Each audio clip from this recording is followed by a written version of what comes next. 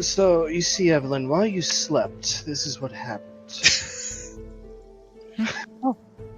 We left the town, obviously, and I had a map. It's a great map. Though there were these purple lines on there, I thought they were borders. Turns out they're roads. Which makes a lot more sense in retrospect, because there were whole sections that I thought were borders, and inside there were no cities or towns on the map. I think that would be the case, but you never know. Uh, anyway, as we discovered that, I also read my book for some time, and I'd made just kind of a passing comment that really I didn't think would matter much, but I said very unlikely that somebody more well-traveled than Marcus would just appear out of thin air, and, well,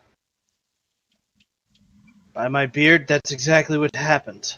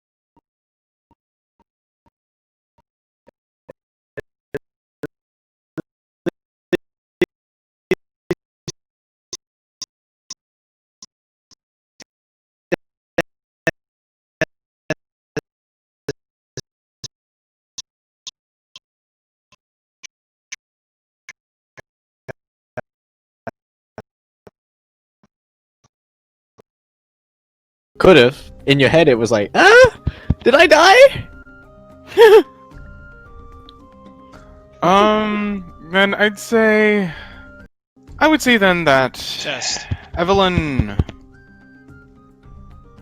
at least at first, just kind of is in a bit of a stupor, kind of moving about, but kind of feeling the exhaustion kind of wear off. She just kind of goes about and we'll look for Marcus first,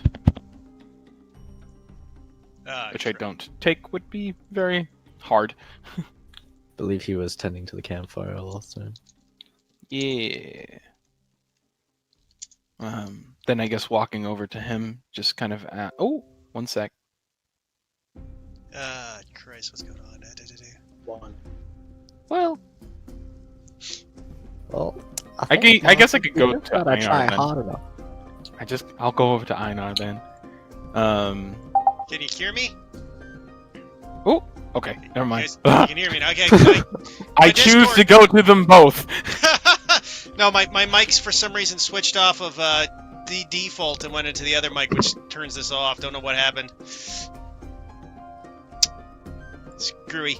Anyways, yeah. So you went you went over to my character. Yeah. And just Marcus. Oh, hey there, Evelyn. What's up? I was just this is a safe area, no? This area that we've chosen to set up camp. Well, according to my eye, this was well thought out. Well, I rolled a really high survival, didn't I, for this? Yeah, you did. Yeah. No, we picked out a really nice location. Really easy, hard to sneak up on us. Really well done. Right, good. I suppose then I had just... No, never mind. Thank you. And she goes ahead and walks off, but I suppose the presence of another would soon enter her gaze. And she would just turn.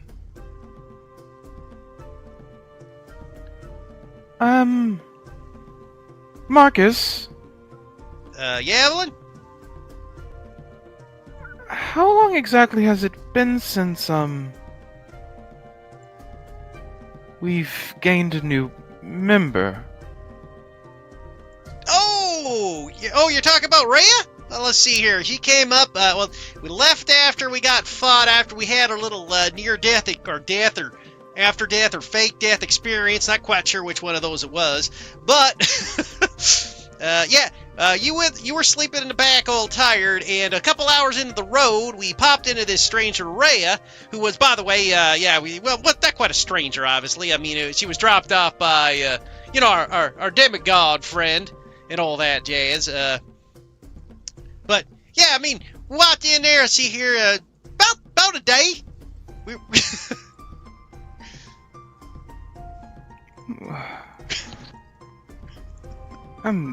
What?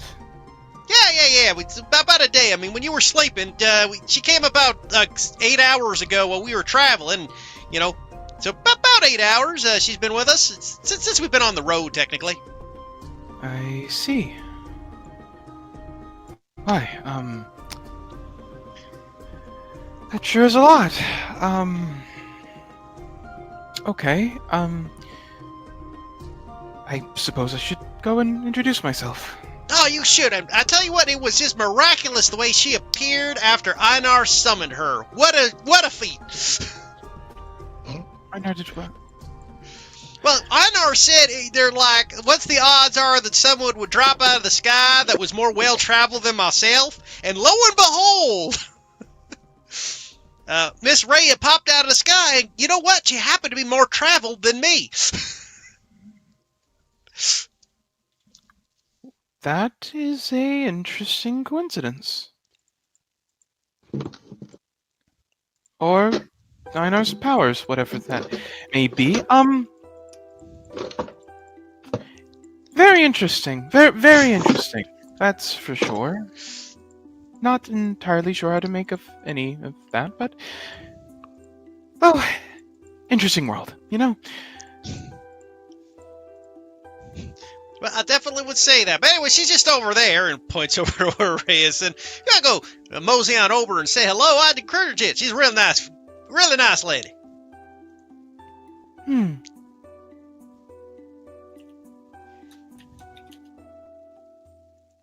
She will go ahead. She seems to still be a little bit out of it, I'd say. But, she heads on over. Ria's probably sitting down, her spellbook on her lap. She's looking down at it with when it's closed and her hands on the cover.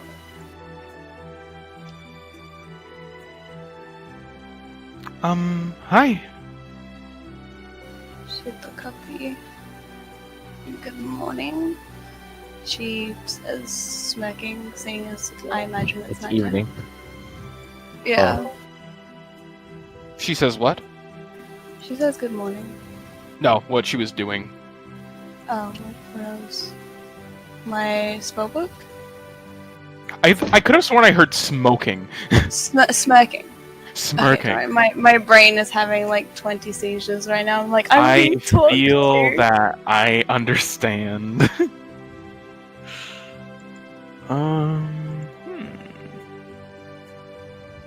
At least you didn't sleep for as long as I did. So you're the, guess the infamous one in that case.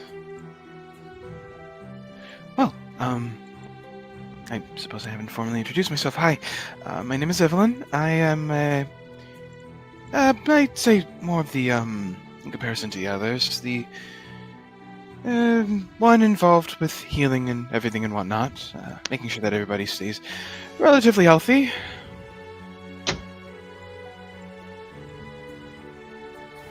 Well, fair. Where did you learn to do such things? Oh, well, through just about any other bard. School, training, experience. Lots and lots of storytelling.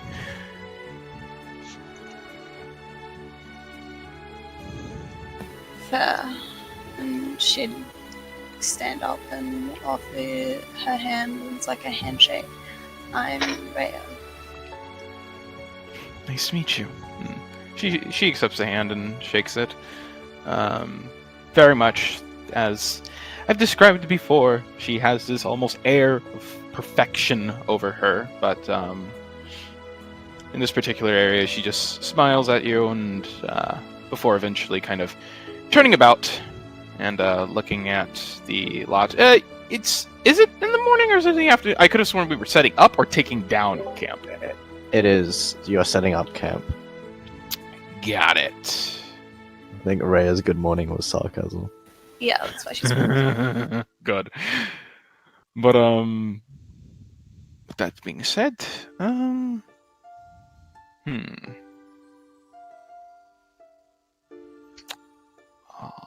shit.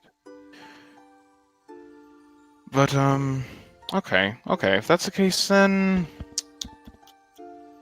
yeah, no. Does everyone seem okay from last time I was around? I I believe so. believe so. Yeah, you mean like health-wise? Yeah. Yeah. Okay. I see that you all haven't gotten into any trouble.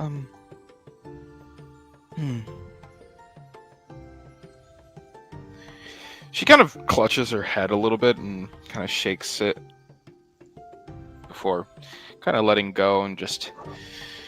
Alright, Evelyn, you are just tired. If you don't mind, I'm going to be playing some music. I normally do whenever this pastime. This area should be safe, but even then I'll keep it lower. Soothing song for herself, but also to her compatriots. Okay. Finding a bit of space away from the group, carrying the shield that she was been given to borrow, as well as the paper and quill. She'll kind of set up like this little spot at an earshot from the rest of the group and continue writing for a couple of minutes before kind of speaking up to the other presents with her. And it's just like, Do you think they meant it? Meant what? Well, about my story. I mean, do you think that were they just being nice? Do you want the honest answer, or do you want the still answer? Gives a little roll of her eyes at that and smile. Honest, of course, but I'm interested in Syl as well. The still answer is that shit, they're jerks. Opinions don't matter. If you want the honest answer, I think they were being genuine. Did you like my story? I loved your story. I sort of twisted it a bit, but it's kind of like how we first met, you know? It's very true. Do you think I should keep trying? If that's what you want to do.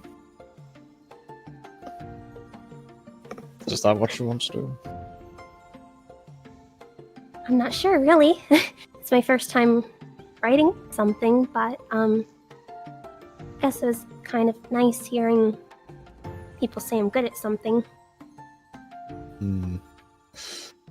Shows your handwriting. Let's take a look. Okay. She'll pick up the paper show. Okay. How good is her handwriting? Did she, like, practice that much? With... She knows how to write, but she's never really had to before. Fair. Kindergarten scroll. Roll me a sleight of hand check. Oh boy. Okay. It's okay. It's not like the finest penmanship, but it's decent. Darts all her eyes with hearts. I don't know if you should be using hearts on every eye, but What? It gives it a bit of character, don't you think?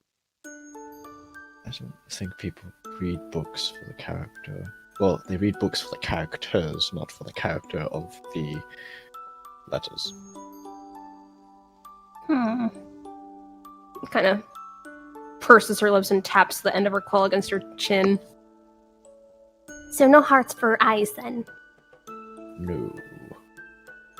Okay, well, other than that, how's it look? Looks decent. I think it could be improved over time, but it's not like the others in your tribe. That's not a great comparison. No, it's really not. It is a horrible comparison. You are very right about that. Like, squints and leans towards him, kind of really appraising him.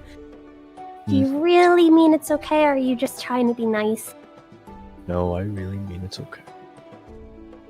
If I was being nice, I would say it's amazing and wonderful and it's perfect, but well, could do some more. I'm gonna lie to you. That's true, you never do. You've always been brutally honest, which I really appreciate. Brutally honest, that's me. Brutally honest. Brutally honest. Kind of looks down at the paper again before looking off at the side of him. I mean, when they asked me, I didn't really know how to answer, but what about you, Syl? Have you ever, I don't know, before meeting me, I don't know if you really have much memory of that, but what did you want to be, or what did you like to do?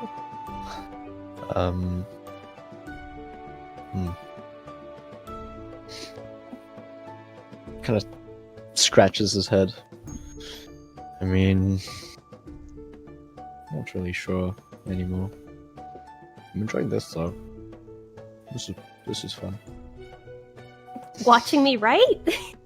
No, I meant just traveling with you. It's good to get out of the huts. Yeah, it's good to get out of that place in general. Yeah, it really is. kind of scratches her cheek, looking back down again. And now you've But- got a lot of new people. I heard that! You think that they're friends! You agreed! You think that they're worthy of being friends! No. I heard you, you can't hide it. I didn't say that. I was going to say frogs. Okay. They look like frogs, especially that Aina fellow. Looks like a big frog, especially when he transforms into a larger version of himself. Again, just rolls her eyes and kind of like plucks him out of the air to have him take a seat on her knee as she kind of crosses her legs together and returns to writing. Really though, isn't there... I mean, yes, traveling has been nice and stuff, but is there anything you want to do, or you want to be, or... If there's something that I want to do, it's probably to do with the Feywild. But we'd probably have to travel south sometime, and that's a long way away. What's in there? Well, it's where I was originally from. Ah. Do you have a family, then? Well, other than me, of course, I'm your family, but I mean, other family as well? I did. Confess I'm dead. How come you never wanted to go back to them?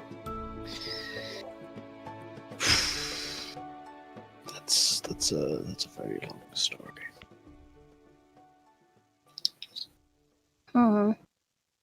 Well, with us traveling now and not having to really hide you, we got plenty of time, so hopefully during our travels you might share the story bit by bit with me. Oh, of course. I just didn't think it really needed to be shared, but if you're wanting to ask, I don't mind sharing. Of course it needs to be shared! Still, just like you know everything about me, I have to know everything about you because we are best friends that will never ever go away, right? Right. You're right, Sil. Right. That gives you a smile. So if there's anything ever troubling you, just as there's always whenever I go to you and there's things troubling me. Aina, Marcus, troubling me. I mean really troubling you. Marcus is pushing. All the energy. I mean, he's really nice, though. I guess. I would just like to say at this point, when you look over at Marcus, he is getting firewood and hand chopping karate style it into logs. Yeah! Just look so... Evelyn times blasts of her flute with each chop. Katie scratches her cheek and kind of just like, I mean, he's still nice. Right? Yeah, I guess he's nice. I hope maybe one day you'll feel comfortable, sort of. Maybe. Already do without me having to say. Alright, well, I know you've definitely spoken already about Einar and Marcus and Evelyn and whatnot. Is Damien also starting to warm up on you? He looks like a turnip. That's really mean. He shrugs. Also, how does he even look like a turnip? Turnips are like white with this like little green Okay, sprout. he looks like a beetroot. Looks at him. Are you really willing to talk? Me? Yeah. To him? I mean, you're also very red. I don't know what you're talking about. Though I think strawberry's better. You're sweet like a strawberry. Okay. You're pushing it. All right. She'll pick up the quill again, looking down at the paper. This very nervous but determined look on her face. I really want this to come out okay. Having everyone say it's really good and then making something that they don't like would be kind of. I'm sure it'll be fun. And if they don't like it, I'll get you to beat them up. No, do not do that. I can't beat them up myself. What do you expect me to do? You can't use my body to beat up my friends. I think that's fine. I mean, I know I could actually kind of merge together. Have you ever actually taken control of my body without me knowing now that I think about it? Not really, no. It's kind of. Are you able to do that? I've never tried. Want to give it a shot? So don't beat up my friends. I'll just say you can walk around a bit and I just want to see if it works. Okay. Okay. She'll sit down the paper and quill, close her eyes, and kind of center herself, readying herself. You'll need to rage. You want me to rage? You have to rage for him to. All right. Kind of mad. She will rage. This is gonna be interesting if it's something that draws the attention of the party. Roll D8. 6. Each creature within 30 feet of you must succeed on a wisdom save throw, or you see a glimpse of the creature's thoughts, learning how it plans to attack you. As a result, the creature has disadvantage on attack rolls against you until the start of your next turn. Okay, so not really helpful. Okay. As he's kind of pulled inwards, make me a. I think that he needs to make more of a check than you need to make a check. Except for the fact that Candy starts to fucking glow when she enters her rage. Yeah. Yep. You'd see a glow. She is a light bulb in the darkness right now. Nope. Just squints over at her with curiosity. You just feel like normal.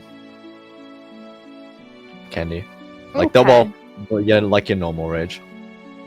I don't think it's working. I don't think it's working either. She'll release it. Just kind of plops out. Candy? Huh? Yeah? Are you alright over there? Yeah, I'm alright. Sorry, I was just testing something. I'm good. Okay. Don't stay up too late, alright? I won't. I'm gonna finish this last little paragraph and I should be good. Paragraph? Yeah. Oh, right, you were sleeping. Oh, Yeah, again, me. I don't want to encroach on ERP with Syl, so, like, if you want to finish that, go ahead, but, like, that would actually interest Evelyn. Got I it. think it's Soul's mostly done. Okay. Yeah, so she'll, like, look over at Evelyn and say, I'll be right over there and explain in a second, and look towards Syl. Maybe we just have to get a bit stronger, and maybe you'll actually be able to do that. Maybe. That'd actually be really cool. Though I wonder if I would retain my memories. I have no idea. That's why I haven't tried. Well, alright. She's probably wondering what that was about. Alright, let's head on over. She'll pick up the shields that Damien let her borrow and the paper and quill and walk on over to Evelyn. Hi! Yeah, sorry, I forgot you were asleep through all that. Oh, yeah, it was, rather tired. So what's this entire, writing thing? Well, everyone was sort of telling stories with one another, and no one really wanted to be the first to tell it, so I spoke up and I sort of told this little story about a teeny tiny tadpole, and, I guess the others liked it? It kind of, like, tilts head curiously at that. And I guess they all kind of encouraged me to do some writing. Oh, well, I suppose when it comes to storytelling or writing? storytelling.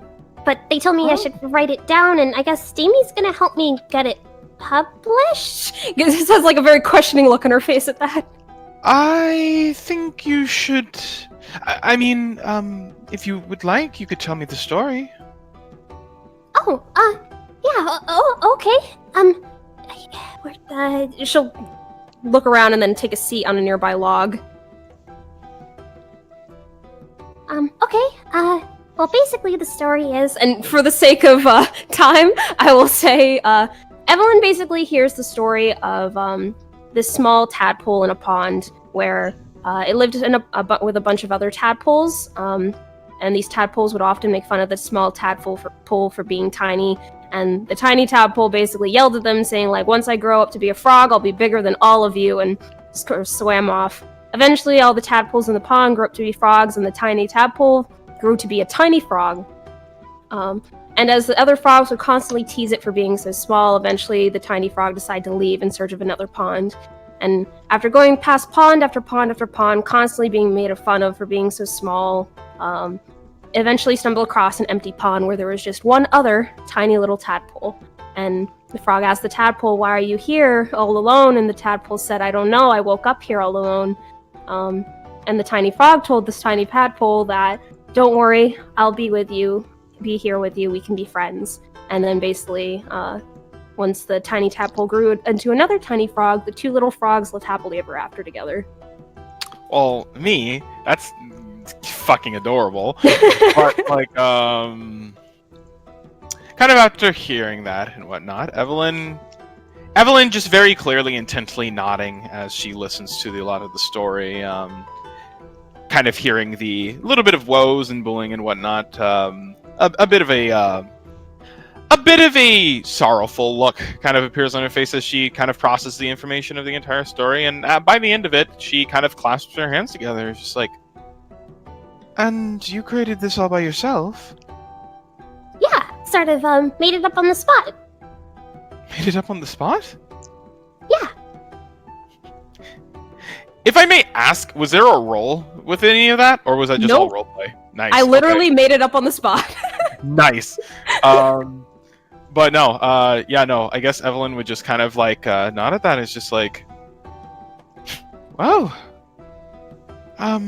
She's like trying to figure out how to say what she wants to say, but after like a moment, she's just like, "Well, for starters, I probably shouldn't keep you in suspense. I quite enjoyed it.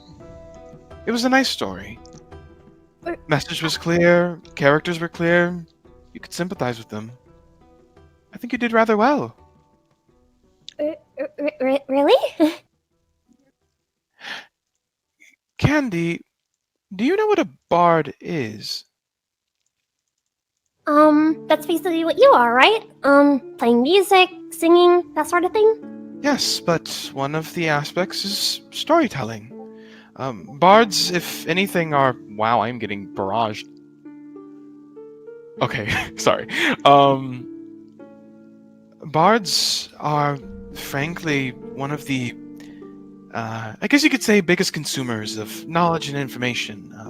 Not quite like wizards, for example, who are more concerned about the arcane.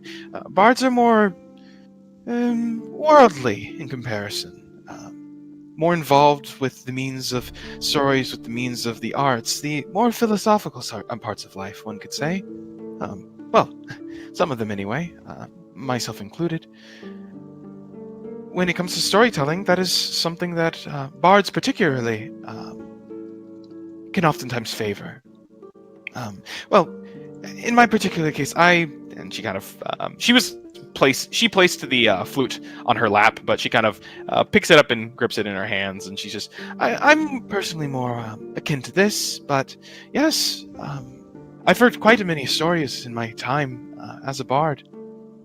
And frankly, with everything that you've got, I mean, again, you had a plot, you had sympathetic characters, you had just about everything a story really needs, and a message to wrap up on all of that. Suddenly, it didn't matter in either the tiny frog or the tiny tadpole that they were small, because at that point they had each other, and that didn't matter anymore. Yeah. Huh. She like kind of looks like starts like kicking her feet against the ground, kind of looks down, and even though you can't see it in the dark, her face kind of goes a bit of a darker green, is smile appearing. Mm-hmm. I mean, I really don't know what to say to all this. I mean, the only reason we got on the topic was because Marcus was telling me about all these fairy tale stories and whatnot that his family told him, and stories weren't really told in my village, so I just thought having the chance to kind of read a book would be nice, and then we got on the topic of storytelling, and no one was really speaking up, so I figured, hey, why not give it a shot, and kind of just did it, and I don't know. Well, I think you did splendid. And definitely, frankly, is this something that you're pursuing? I mean, you had said that Damien had even mentioned publishing. I mean, yeah, I guess it happened all at once. I don't know. I haven't really had the chance to try it much until now. I've been writing ever since Damien let me borrow his quill and paper.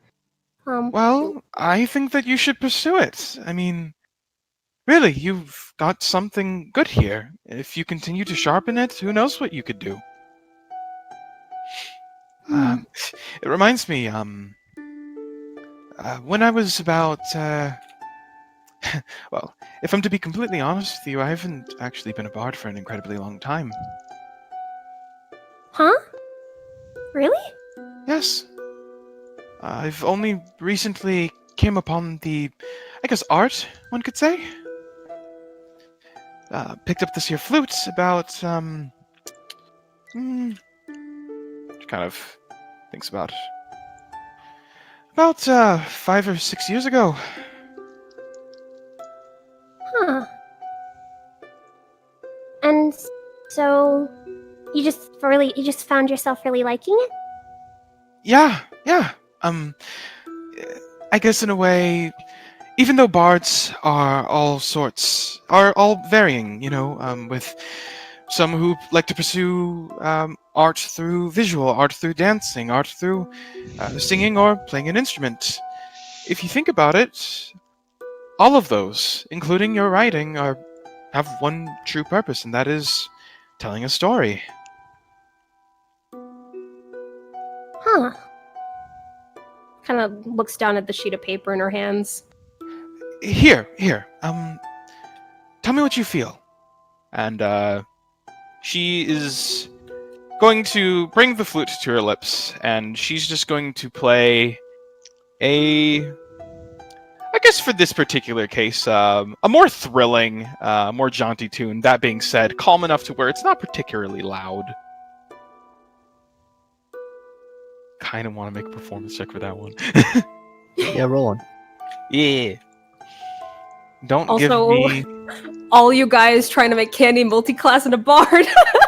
I mean... Wink. Does Candy have a high enough charisma to do that? No. Oh, it's simply an 11. But, even then, though... It's a decent tune. Fuck, it's like Twinkle Twinkle Little Star. I know that one! Kind of flashes the wink in Marcus's direction. That's really pretty. Right. It's a very simple children's lullaby, but even with that, right, it still gives you a nice feeling.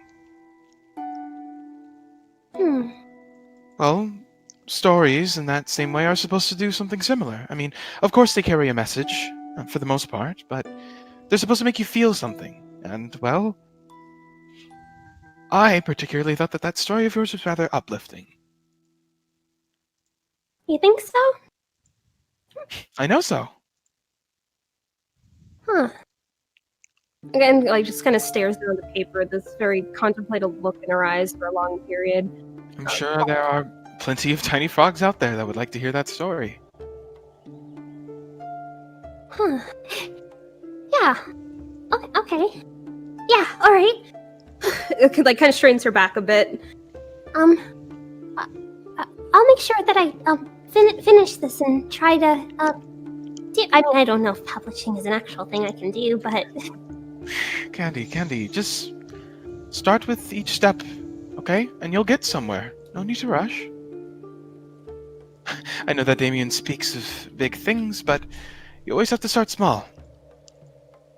Aim high, but do what you can. And for the meantime, all you can do is practice. Okay. Okay. Right. Well, first things first, Syl thinks I should probably fix my handwriting, so I'll write out the story and then I guess practice that more. Yeah. Yeah, okay. Thanks, Evelyn. Of course, I'm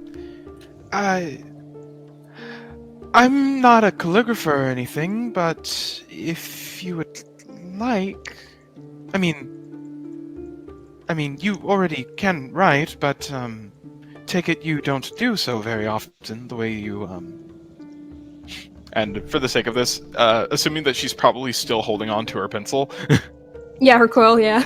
her quill, yeah. I'm assuming she kind of notices the little bit of an odd direction.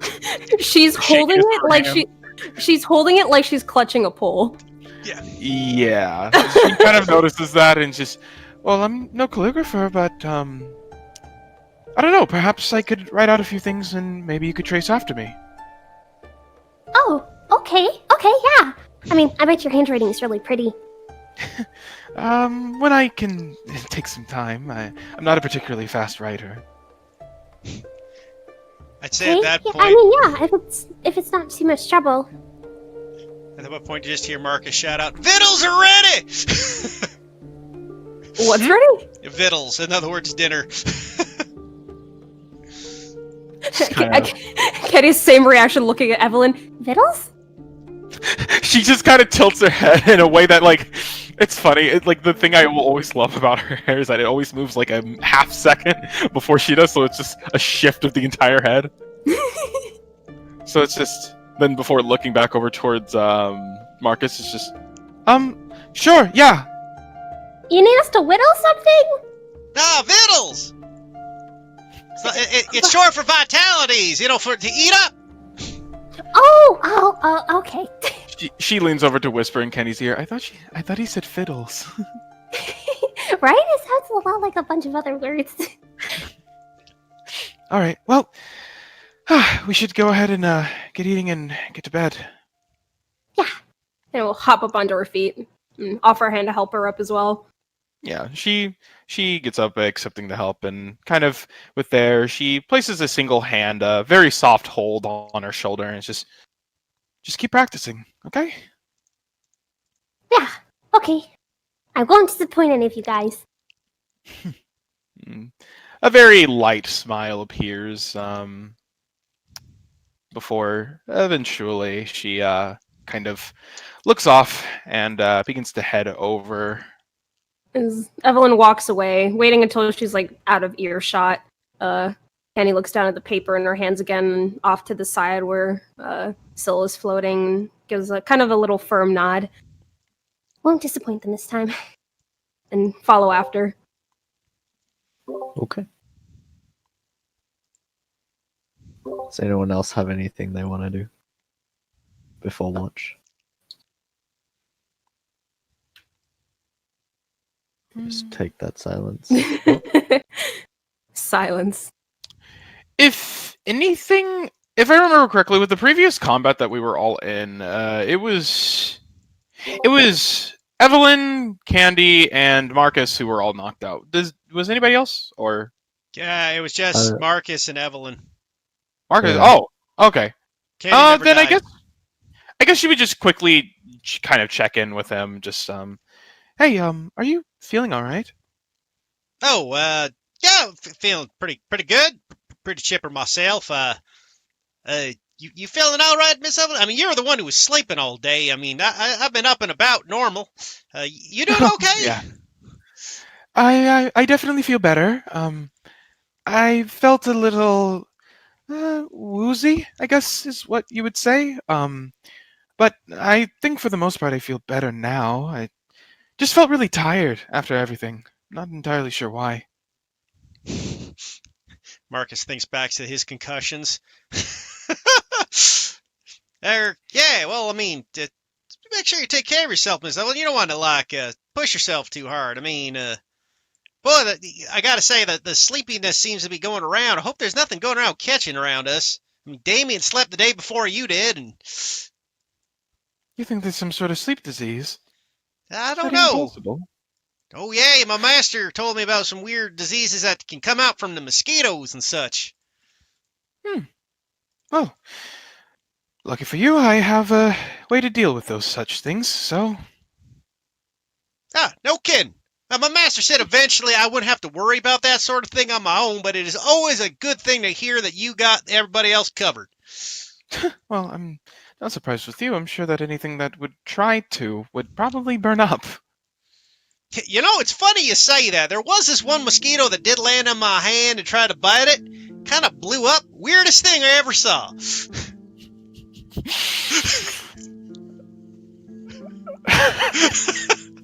You know, I want to say this for the sake of this. It's just like, no kidding. I had a similar situation with my finger. It kind of shriveled up. Huh, Didn't no explode. It imploded, I suppose. kidding. Bit like that whole ice and fire scenario we were having going on. I suppose so. Yeah. I gotta say, Magic Miss... hand? Yeah, like, I gotta say, Miss Ellen, that is a coincidence if we ever had one in this group, right? Me with my glowing fire hands, and you with your, like, kind of cold ice finger sort of thing. Kind of a yin and yang. It's definitely so. For a moment, she kind of looks down at her hand and kind of clutches it, almost in a self-conscious way, but she nods and smiles regardless. Marcus kind of looks at her, like at the self-conscious way she looks down. He's like, well, there ain't nothing to be ashamed of there, Miss Evelyn. I didn't mean anything by it. I think it's rather neat you got there. Oh, no, I completely understand the compliment. I just... still something I'm getting used to. I suppose so. I guess when my hands started doing this, it took a bit to get used to myself. Right. Definitely an oddity, but... Well, it's who we are. Well, a part of it, at least. Yeah. I'll tell you one thing, though. It did make sleeping difficult at first. I can imagine. Yeah, because the worst part is I like to sleep on my hands, but I always had the glow in my eyes. I had to get used to that after a while. Want me to tell you a secret? Sure. I actually have more or less the same problem. I can almost never actually take this glove off. Otherwise, well... And she kind of like looks back and forth for a moment, but taking off the glove for a moment, she just kind of touches it against a tree, and it just splits right through like a dagger. Huh. Well, ain't that interesting? Yeah, this thing is definitely a little bit it's to be careful of. I suppose my hands are a bit the similar way, but, that is Definitely fascinating. more, yeah, well, I guess it just shows how varied we all are. If anything, I'm... Sorry. I don't mean to be presumptuous, Miss Evelyn, but I'm just curious out of a sort of scientific curiosity sort of thing. Do you mind? He kind of takes his glove off so his hand's glowing bright, and kind of like points his finger out and kind of does like, I'm just curious what happens. Fucking E.T. That's what I was thinking. Are you sure? I don't want to hurt you or anything. Ah, don't worry about it. I'm sure whatever happened, my master did worse to me. I suppose. I'll try to will it from doing anything else, though. And she kind of seems to calm herself down, and she, admittedly, she kind of tries to use her body to hide the finger from the newcomers. Whether or not they're actually paying attention is another thing, but goes ahead and will do the finger tap. E.T. phone home. Is that a Marcus incantation? explodes. Yeah, you go by both explode and you just... Just explain. Oh, All new characters. Nothing happens that you can. You get the burning sensation, Well, like the slight oddly enough, heat. the way, okay, like asking you, I guess, Heath, like the way I've always kind of RP'd it is that despite the glove, that finger is actually consistently cold, as I bet his hands are consistently warm. So I feel like with the supernatural influences between them, they might actually cancel out. That's what I was thinking. Yeah. Huh, Yeah, then that's kind of running with that. It's just interesting. Kind of feels like it used to in the old days. yeah, me too. It's not freezing. Yeah, it's not sweaty or nothing. Kind of nice, comfortable room temperature. Do your hands normally sweat? Well, I mean, usually most. I kind of looks embarrassed and scratches the back. Well, I mean, not to be gross or anything. I kind of sweat a lot with all my workout and such. Hence why I tend to wear light Yeah. clothing. Quite notice, definitely. I could probably do something about that, but we'll play that by ear. Be appreciated, Miss Evelyn. Interesting experiment. See, yin and yang balance each other out, sort of thing. I do suppose so.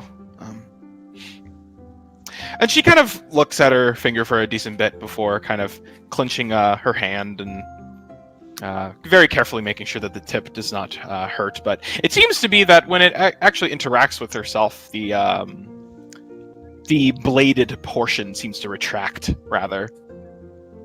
And she kind of eventually puts it back inside of her glove and whatnot, and it's just, what you were making. And I guess that would be when they eat the din-dins. Chicken gumbo. Huh? Moving on. It just moves on. And I guess dinner wraps up. Actually, Romy, do you have cooking? I don't have cooking as a utensil skill, but wisdom is generally the cooking skill. Romy, a survival check.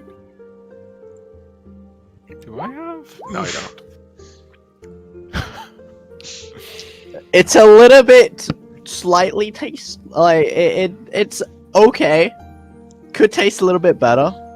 I think I needed more It's salt. not. Yeah, you don't exactly have the ingredients to cook like a good meal out here, with proper flavors and stuff like that. But it's not like it's unbearable to eat or even that bad to eat. It's just perhaps a little bit slightly flavorless. I could fix that, and she will go ahead and just kind of with a whisk of her hand, she adds that salty flavor with prestidigitation. Okay.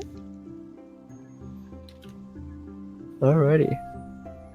And I guess we got our watches. Yeah, so who is taking first watch? I think it was Marcus and Candy, wasn't it? Or was I that second believe so. watch? Yeah, I believe that was first watch. Yeah. Marcus and Candy. On the first watch. While you're watching, do you guys plan on having a conversation? Roll your perception checks as well. Eyes emoji. Got it. If not, they're just going to be working out with one another the entire time. Well, 22. Candy's writing actually the whole time. Ah, hey! Pretty good. Candy's way too absorbed with like trying to write. Marcus has got his passive 20 perception. While Candy's writing, he actually goes over to Candy. By the way, Candy, you still working on that book of yours, right? Yeah, well, I wouldn't really call it a book since it's not that long, but yeah. About your story. Well, I was just working on something here myself, and I'll do a second check. Do-do-do. I did these paintings of the frog for you. And he hands over several really nice pictures of, like, the story you were telling. Ooh. Oh, that's really pretty. Thank you, Marcus. I figured might add a little bit to it. I mean, I always remember when I was a kid, some of the nice pictures in the books really sold the imagery, and you painted such a nice, pretty picture, I just had to get it out. Oh, I guess, huh? Yeah, I can make this like the first page, like right behind the title cover portion. And this is gonna look really nice. Thank you, Marcus. I really appreciate it. Well, I'm glad you do, Candy. I mean, like I said, you told something real beautiful, and I wanted to try to add into it as best as I could. I'm kind of curious. I mean, I really am. I'm very, very appreciative that everyone really likes my story so much. I mean, honestly, it's like the nicest thing I heard today. But, well, how come people, well, at least for you, Marcus, how come you like it so much? Your story? Yeah. Well, I have to admit, it was inspirational, really. How? Well, in the sense that you had the child, it kind of, well, I mean, it kind of hit me on a personal level. Maybe not exactly the same thing, but the idea of, wanting to be finding yourself more and going out and looking for it and finding what you wanted, right? In the case of the little frog wanting to be a big frog, but despite not growing up big, looking for a place to find their own and meeting another like themselves and, growing in a community and purity like that sort of thing. Finding true friendship and realizing, I suppose, in their own way that, what isn't matter what others think of you, it's what only your friends think of you, sort of thing. I mean, maybe not put it in the best words. I mean, you're the wordsmith more, not myself. No, it's interesting. Kind of like tilts her head a bit curiously. It seems like, at least from what I'm learning, asking like both you and Evelyn, it seems like everyone kind of has like their own little interpretations of the story they heard. Well, you see, It's that's what... interesting. Yeah, he looks at... Well, you see, that's what I was always told what makes good art, can't it? Like, my master always said with a painting isn't what you want it to tell people. It's a good painting is what inspires people to see something about themselves in it. And as far as I'm aware, a good story is the same way. Huh. I guess... I'm really curious now. I guess I'll have to ask later, but I'm curious to hear what Einar and Damie think of it, as well as Rhea. What they think of the story. Well, how they interpret it, I guess? Yeah, it's a good question to ask. Get yourself a wide base in there, because like I said, I loved it. It was a really great story, and I thought it was something that was definitely needed to be told, and I'm glad these paintings, I mean, not my best work, but pretty good if I do say so myself, or help you along with it. It's super, super, super duper good. I really like it. It Yeah, looks really good. shucks, it's kind of you say. But, I mean, like I said, your story, I hope it complements it well and inspires others with you. Yeah, I'm sure it will.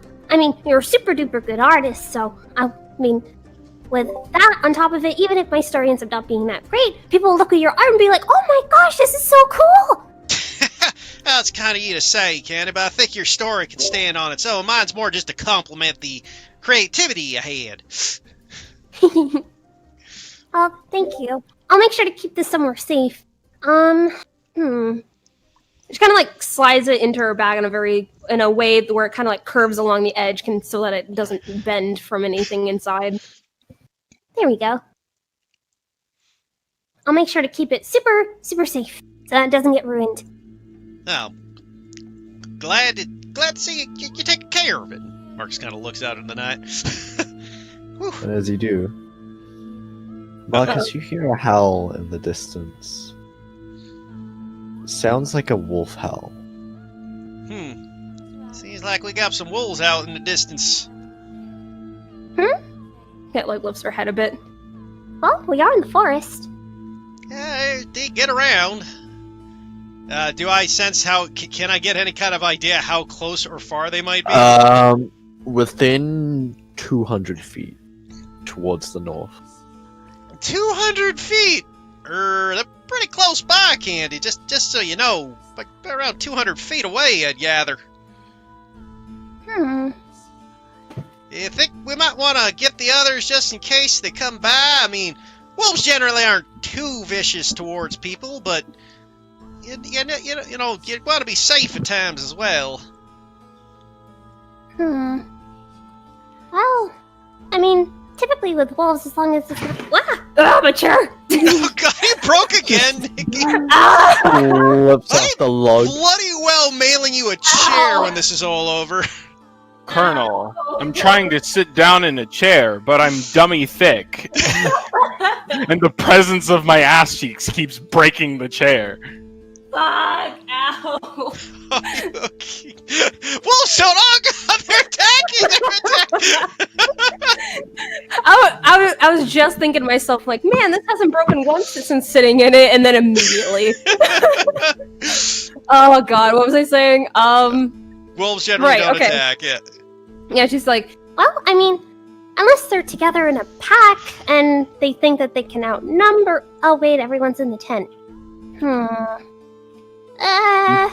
Hear the howl get closer, and as you look on into the distance, you can see it's about 150 feet away now, and you can see that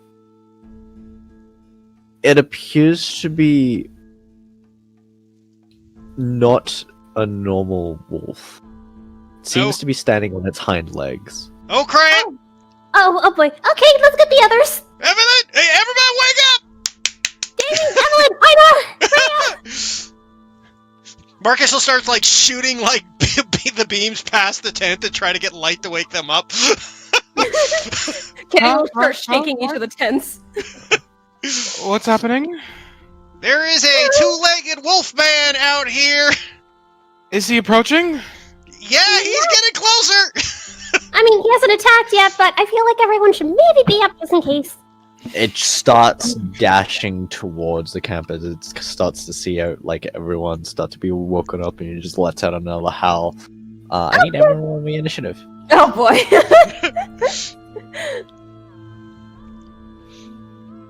Oh my god, I finally did a good initiative for once. Can't relate. Oof. Yeah, same here. Imagine. Twinsies. Ready for their makeover.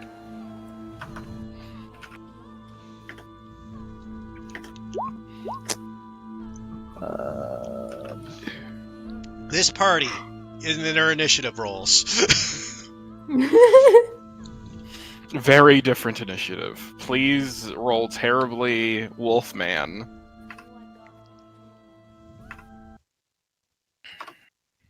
Oh boy. Oh, we're still missing, Damien. I rolled. Damien! Did you Oh. click your thingy? You forgot to click your token. Yeah. I'm pretty sure I did. It's a beer like a that. There we go. Change it to 17.14. Right after me. Okay. As you just see it bound within the distance, closing the gap towards the campsite. Candy, it is your turn. I wish it wouldn't first, cause god, okay. She will take out yeah, her javelin. Yeah, we'll do javelin. Screw it. She will. Yeah, she'll rage. Okay. I definitely suggest that, Nikki. Yes.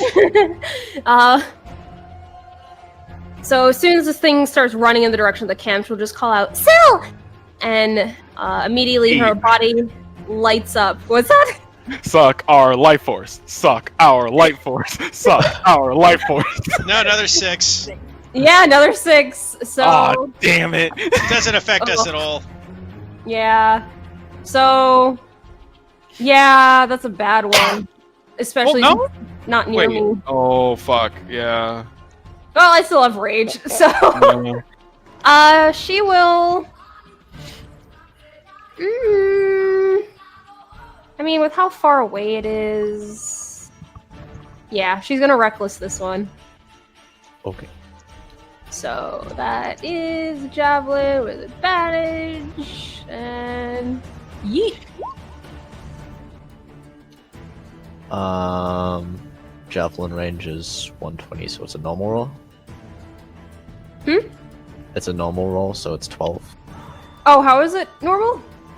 Because you have the normal range is 30 feet, so you'd have to move. Yeah. Oh, okay. It's in its disadvantage range. Yeah. So 5, 10, 15, 20. So I have to move here? Yeah. Yeah, it's Okay. still 12 Yes, though, because you can't sir. reckless ranged attack. Oh, Still 12. okay. Yes.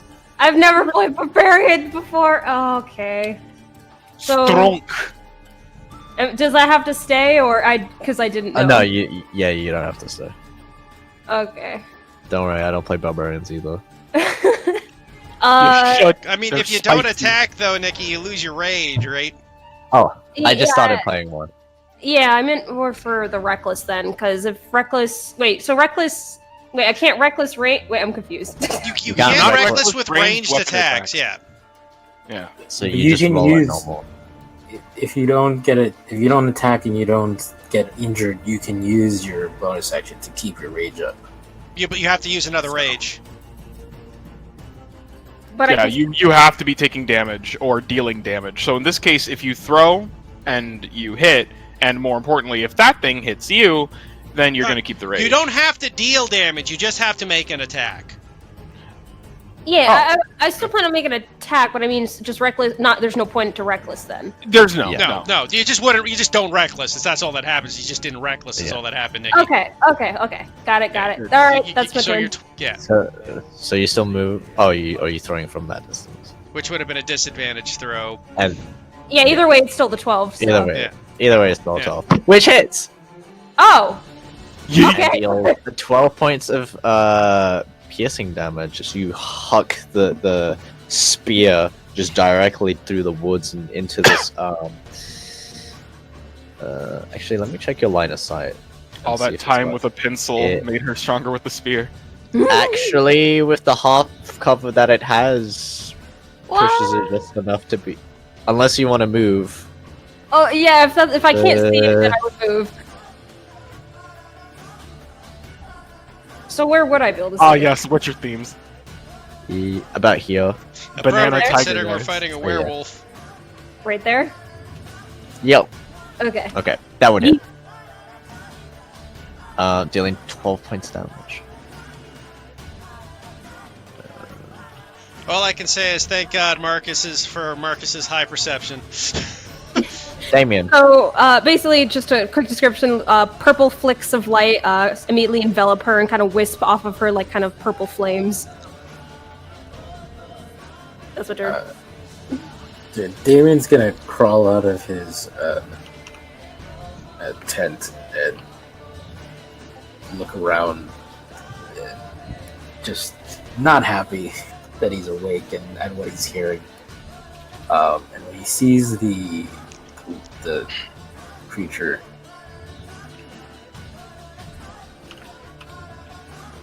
he is going to cast spiritual weapon. Okay. He's gonna put it like right here, which I think is within 60 feet. Yes. So we'll just put it right next to it. Okay. Hits, dealing 7 points of force damage. And then as a bonus action, he's going to cast what do you call it?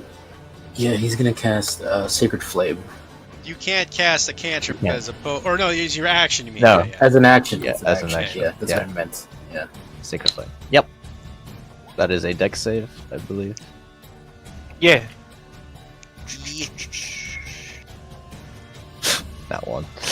Taking 7 points of radiant damage. Nice. I know.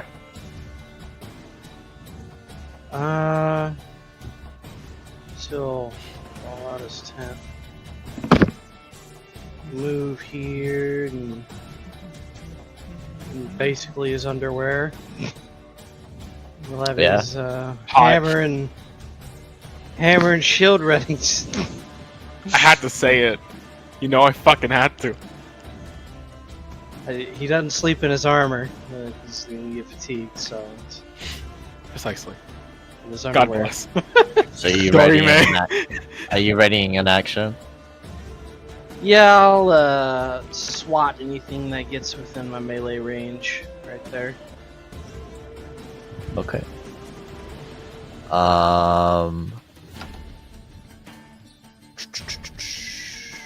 Actually, you can get right up to closing distance within Candy. Okay. As it kind of lets out another howl as it rushes up towards you, Candy. As it lets out this howl, it sounds like a mix between wolf, common, and an entire language, different language altogether. If you would like to discern what you can hear, roll me a perception check. Oh, goody. I'm proficient, but that just means +2. Can I try? Since I Perception or insight? Perception. Okay. Can I try since I'm only like 5 feet away? Yes. Nat 1. It's saying it's hungry. Not great. Yeah, it's hard to tell for you too, Damien, as it just kind of bounds up. And it is going to attempt to bite down on towards you, Candy. But First why? attack, 18 to hit, Oh, hit. 10 points of piercing damage, and I need you to make a con save. Oh no! 10 halved.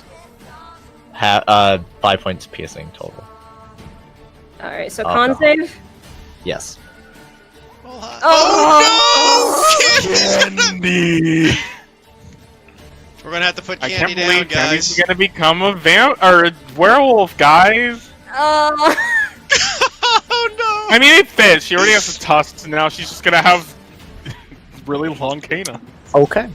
Oh. As this werewolf kind of bounds up towards you, Candy, and you just see it just like as it nears, you can see it's rather tall, standing on its hind legs. As this hybrid form kind of rips into your arm, and you can feel the teeth sinking in as it pulls back out and slashes its claw out towards you. 13 to hit. That misses. Okay. You have a sinking feeling. You've heard, you might have heard stories. I don't know if she's actually heard stories about werewolves, but everyone else who's probably had any sort of folklore has a sinking feeling. Yeah, the cleric who's right next to her. Rhea. Yeah. Me googling werewolf. Yay! Oh god, yeah, it's... Okay, so Rhea is going to pull out of the tent in like this like kind of silk underwear, nightgowny kind of thing. Her gloves are still on. And she see there's a lovely friend over there. And she's going to kind of just chill, watching everyone and taking the dodge action. Okay. Candy, as it kind of like took its after it's taken its bite, it makes another kind of like howl, another mix of contorted languages. You can also make another perception check. Oh boy. Remove curse spells. I feel like I have- Remove curse spells. I feel like I have to ask, can I roll the perception Yeah, again as well? no, yeah, you can roll another one. Roll one as well. Okay. Damien, you hear the mix of contorted words, and you can kind of hear a splattering of shift speak, as well. Not very familiar, but it kind of sounds like the same guttural language. But you can hear in common, sorry.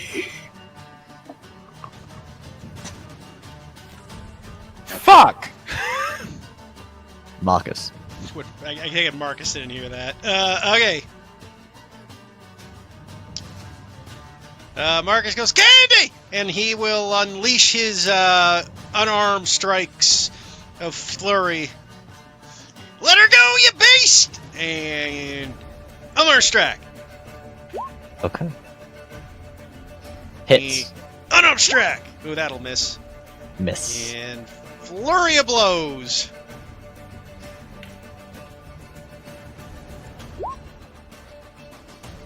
$14. Crack, crack, crack. Then Marcus looks about, goes, fuck, what's Marcus good? I try to think of how stupid Marcus is.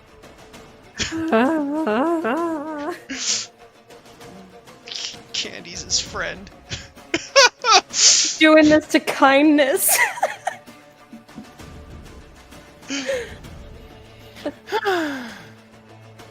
Fate, why? Don't worry, I'll be a werewolf too with you. At least when she goes down, you can say she was lycanthroped by everyone. Evelyn. Well, things are not going very well.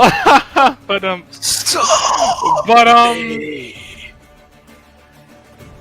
That's what you hear, Damien. Just to be clear, he's apologizing, right? Like, Yes. it's apologizing. Okay. With It's me apologizing moving when it there, said stop me. With my Okay. passive 20, would I also catch that? Yes. I'm deciding on whether or not it would be better if I were to just get this motherfucker the fuck out of here or anything.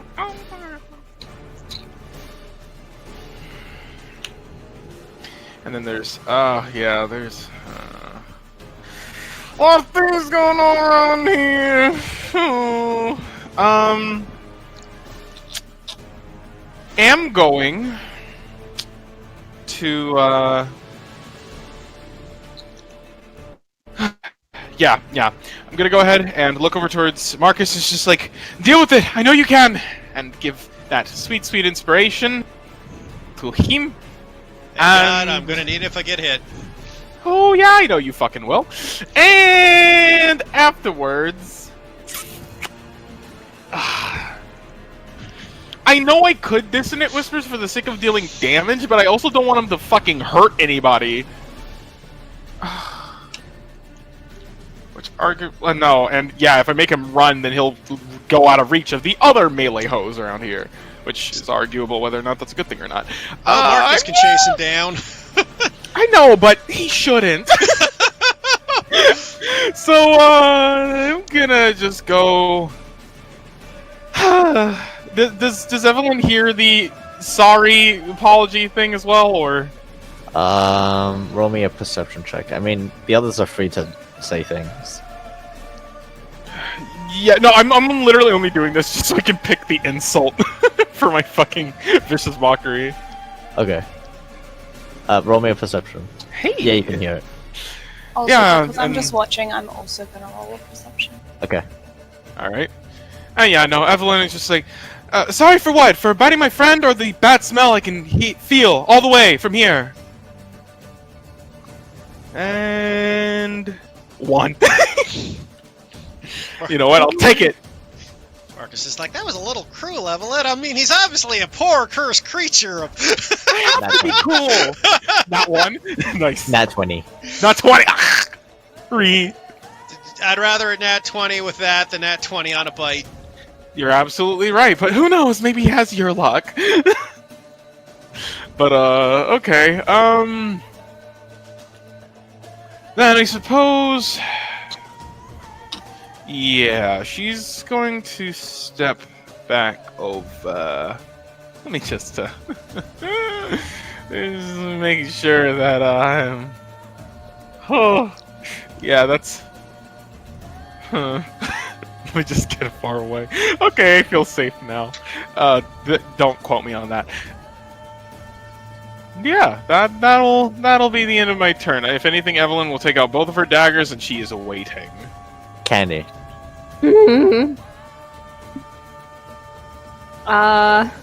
So she was bit. She feels a little funny. Oh, you don't feel funny, but you a bit. She's just thinking, that's the magic, I always feel funny under it. Still under the rage, she will, yeah, she didn't hear its words, so she's just gonna continue to attack. With Great Axe Licorice, she will... I guess you would have heard Evelyn's insult. Whatever you can make out of that. Just saying. What was the insult again? What are you Pointed sorry in for? direction. Yeah, no, it was like, sorry for what? Biting my friend or the smell I can feel from all the way over here? I'm going to make an int check. Or inside? Nope. Wow. Fug. So Come on, Evelyn, hack. exactly, she is melded with Solar now. She's just giggling despite the bite and is going to sink her axe down with Reckless. Okay. Hits, dealing 9 points of damage. He is looking pretty bad. Very bloodied. Probably very close to death's door. She just has this wild grin on her face. Marcus will look over at the party. I think he's not really an evil guy. Maybe we could just knock him out. Like, huh? Damien.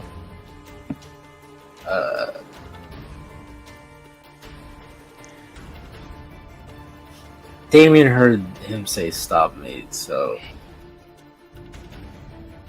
he's gonna move his what do you call it? Spiritual Spiritual weapon won't be able to weapon, reach. You only get 20 feet Yeah. with spiritual weapon. Is it not 30? It's 20. No, it's Tony. Oh damn. Okay, well I'll just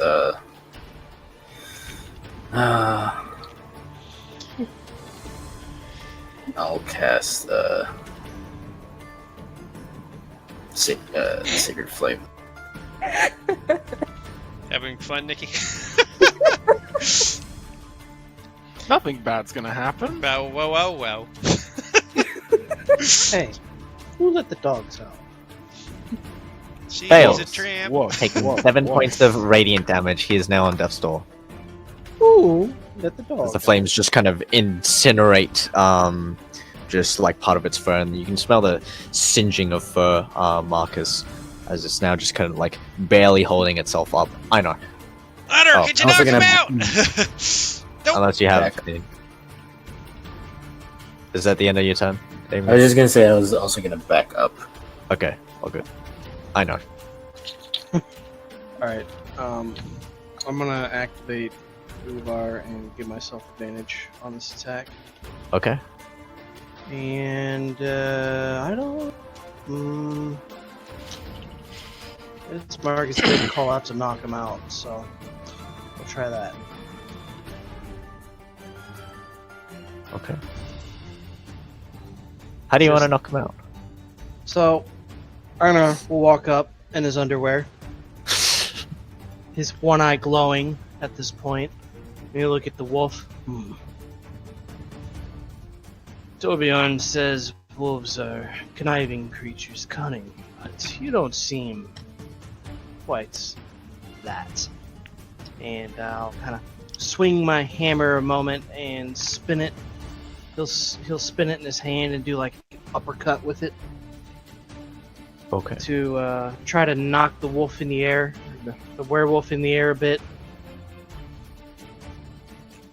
Okay, as you swing your hammer and just kind of spin it around and swing for an uppercut directly upwards, you kind of smack it up in its chin, and there's a loud crack as it's just kind of stunned for a moment as it reels back and hits the ground with a thud, seemingly unconscious. I Marcus, shouldn't kill it. I mean, he was saying sorry and stop him. I think he's just a poor man under some sort of curse. Oh, what? Really? Shakes off the I rage. have 200 feet of rope in the wagon. Perhaps we should make use of it. I got mine too. He pulls out the rope. He always has it in his bag of holding and just starts tying them up.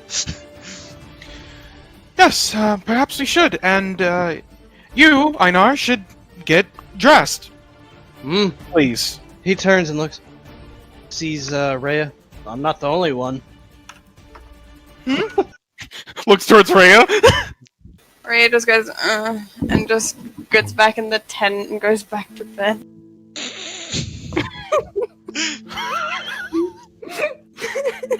That's As Marcus a mood. ties- That is the biggest fucking mood.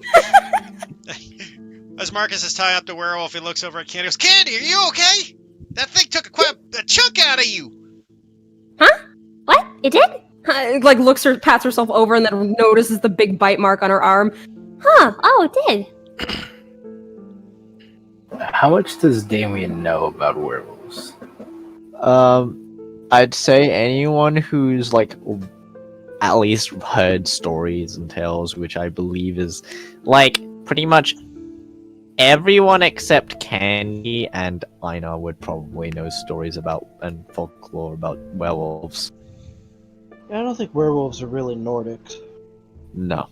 Yeah, but Marcus definitely heard of him. Evelyn, for sure. Kenny just kind of looks at the bite mark, kind of squinting at it. Huh. It's like throbbing a bit. That's weird. Oh, that ain't good. Anybody know how to, like, take care of a werewolf bite? But I haven't Any different than a normal bite? Right? Yeah, well- It's just a bite. very. Yeah, I It's mean, very different. it's pretty similar, except that apparently you will grow fur and fangs and a long snout and start biting people.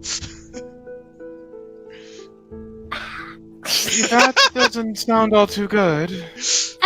I mean, this is a joke, right? That's a joke. I wish it was, Candy, but this fella here, he was probably just like me or you or Ida or any of us. If it Marcus, were a joke, we would maybe- be laughing. Don't freak her out right now. That's fair, I'm just...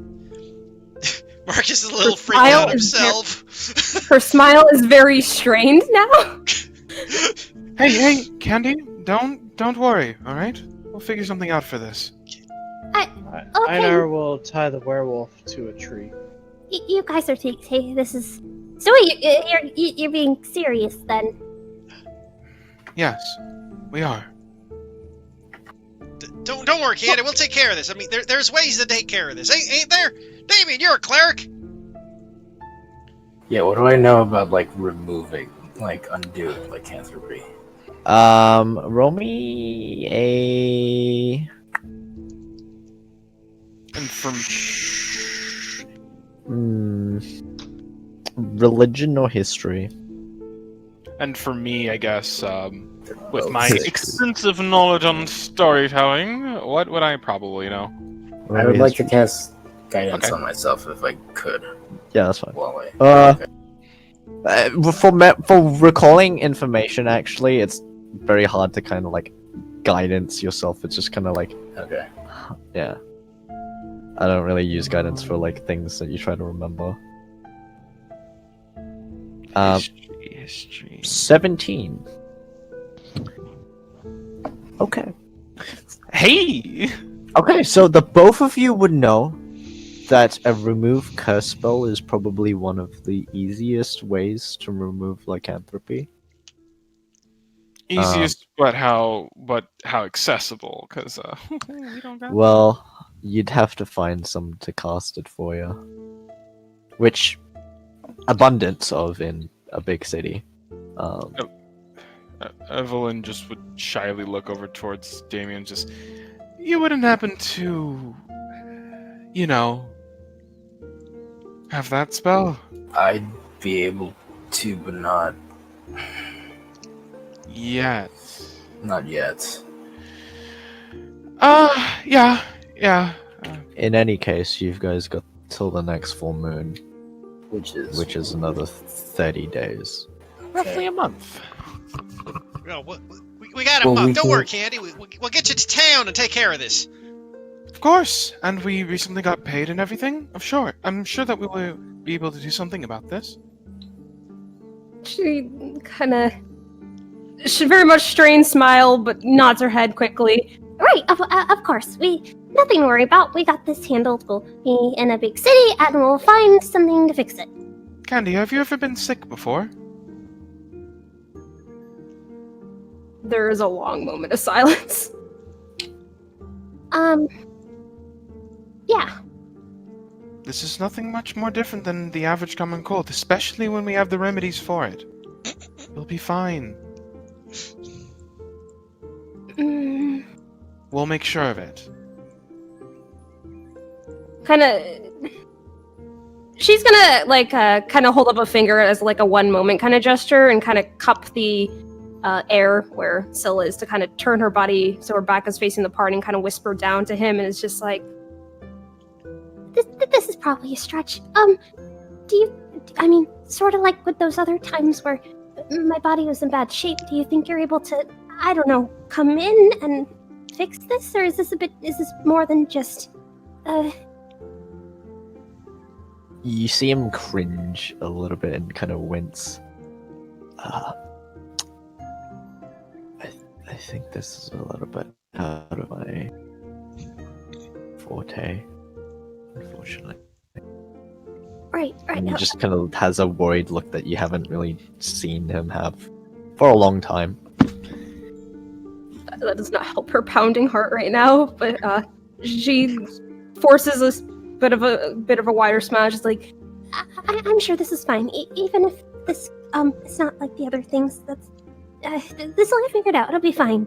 It should be fine. Like, you just need to head to a city, get someone to remove the lycanthropy, and you'll be fine. You have 30 days. That's plenty of time to get to wherever city. Right. We got plenty of time. The 30 days is plenty of time. Okay. she'll turn back towards the party, just putting this big grin on her face. I mean, we got plenty of time. 30 days. I don't think there's not much to worry about. We're heading towards the city anyway. What we said it was like a week by road if we take the road. Mm-hmm.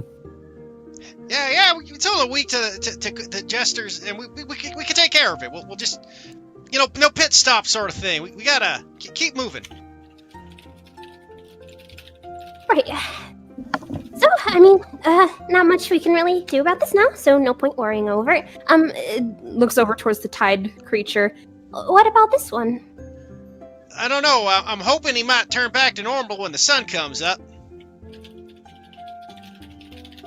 Tell us what exactly. Well, I mean, I'd be curious to know what made him a werewolf, because it seems like, just based off the fact that he was, not really about it and in a feral state, probably means he's a new one. I'd assume another one tournament. Yeah, that or a bunch of them possibly. I mean, information, right? Oh, and we really hurt him kind of badly. Well, we had to, no? Yeah. Marcus looks over. Don't worry, kid. It's he'll be fine. Trust me. Werewolves are resilient creatures, as far as the rumors are told. He'll be okay in the morning, hopefully. Right. I'm sure of it. You made sure that the entire knot is all tight and whatnot, right? Yeah, And looks over towards Einar. What's that? You made sure to tie him up alright, right? Yes. Roll me a survival or a sleight of hand check for the rope. Oh. I actually know of this. It is a sleight of hand using an intelligence modifier. Ah, there you go. Sleight of hand int. From Xanathar's Guide for everything available now at Amazon. So GameStop. add 2 to this roll.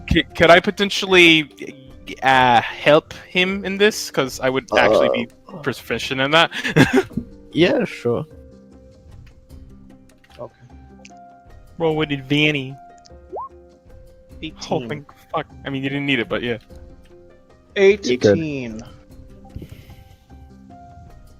You tie a decent enough knot and around his hands, and you would make sure to adjust for the fact that if he transforms, that his arms will probably be slightly thinner, based on how the bulk of the arms and stuff, and his enlarged form. Nice crack symbol, Skull Nicky. Yep. But you all are free to get back on with the rest of the night, unless you wish to talk. Yeah, Marcus looking like Candy. Maybe you should get some rest. I can take care of the rest of the watch if you think like you need a rest. That was roughly at the end of Oh, your okay. watch, so it would cover into the next shift. Yeah, I mean, we both should get rest. Yeah. Who's taking second watch? I don't suppose it'd be bad if I did. It was Einar and Evelyn. Yeah. Oh, did you? Looks over towards Einar. Yeah. He was gonna take second watch. Marcus looks Alrighty. over at Reinar. You might want to put some pants on, so butt in. He kind of slaps him in the back before he heads to bed. Candy will Her also mind's- get her tent rubbing her arm. My mind thought you said something different. God, I need to sleep after this. But I'm trying. Einar will spend the 10 minutes to don his armor Yeah. before taking watch, just in case more of these things show up. Okay. If you wish to take your perception check. Mhm. Roger that. And if you wish to converse, Perception. Ooh. Eve. don't seem to notice anything throughout your watch. Yeah. Alright, everything seems to. Hey, Einar. Yes. You looked rather confused when you had seen. Have you. Do you not know too much about werewolves? I've never seen a wolf walk on two legs. Well, neither have I, because technically you didn't. They are, they're very strange, that's for sure.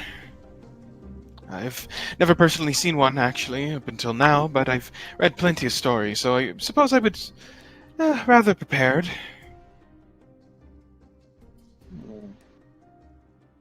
Well, seems to be quite tied up at the moment. Kind of tilts her head.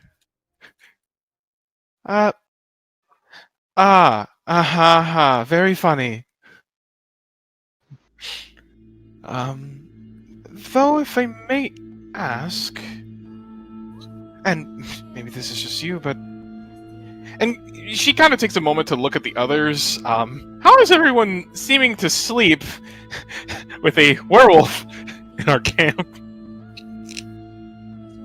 I mean, I think the others are in the tents.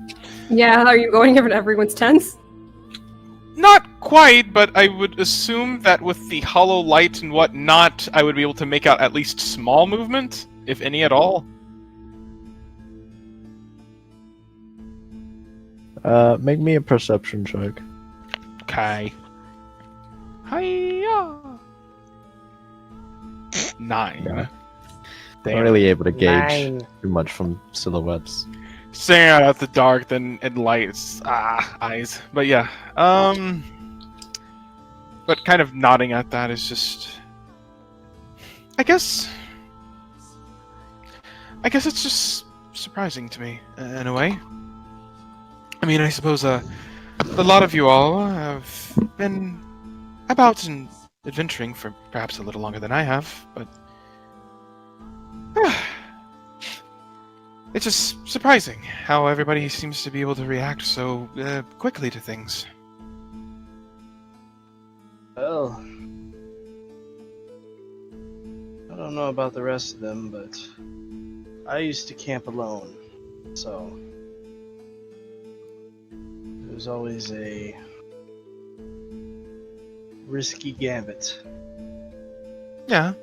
Though I suppose nothing becomes too scary when you can grow up to, well, how long? How high?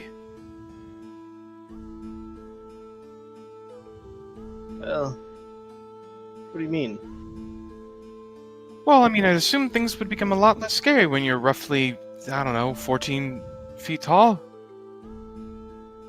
Ah. Well, I'm not always 14 feet tall. At least some of the time.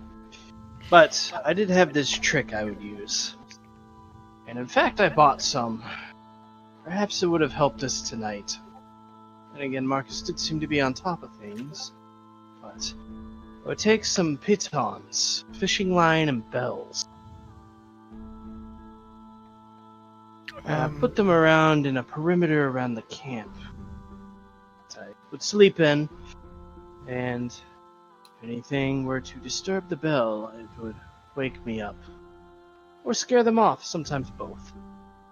Does actually spell a lot like that. Well, I'm not a magic caster. Oh, I have to go with the mundane. Work with what you've got. Nothing wrong with that. Definitely, though, it seems with things like that, it might be within my best interest to maybe learn that, or prepare it, per se. That was definitely a bit of a moment for the lot of us, and I'm sure that we probably don't want to be woken up like that again. Well, yes, perhaps I should start sleeping with pants. That is an adjustment. I didn't think it was very hot tonight, but clearly you seem to have a different opinion. I'm from the north. Right. Everything's hot to you. Yes. Luckily, I had enough time to put my underwear on. Her giggling immediately stops.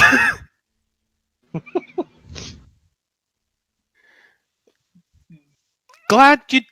I'm gonna start on Candy's calligraphic work now. What? She's practicing her handwriting, and I thought that I could help her. Ah. Very well, I'll leave you to it. I'll keep an eye on the werewolf. You know, do you have many stories, by chance? Some. Well, I've never actually really been to the north. Perhaps sometime you could tell me some? I like to collect stories. I'll think of one that you might appreciate. Thanks. But, and she kind of rummages around throughout her backpack before eventually arriving at the necessary tools and kind of looks back at the lot of everyone, then looks back over towards Einar, and kind of nods to herself in almost like an internal question that was answered. Sorry if I'm a little bit quiet here. If you need anything, just ask. It's quite fine. I'm used to the quiet. After all, might be better in case the thing starts to stir. Oh, yeah. And she kind of taps the side of her face on her ear, and she's... Those things definitely have some, they definitely didn't miss out on their good hearing. Yeah. Oh, guess I have to be starting quiet now. Preemptive good night? Indeed. Enjoy your calligraphy. Call? Call. Ig? Ig. Rafi. Ruffy. Say it all together. Calligraphy. There you go. She just kind of smiles to herself as she begins to write. He will prop his shield up and his warhammer and just kind of like a statue, just watch that werewolf. Okay.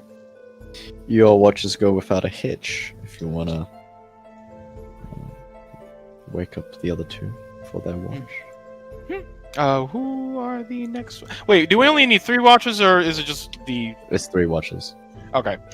Then I suppose And Evelyn would go Ryan. and retrieve. Actually, you know what? Okay, you know she will. She will. She'll go and get Rhea. But first, she'll go inside of the tent, but she'll kind of like close her eyes and just, you wouldn't happen to be dressed, are you? I'm dressed enough. Does enough mean underpants and undergarments enough, or? I don't know. I know I had said something about you not being decent, I think.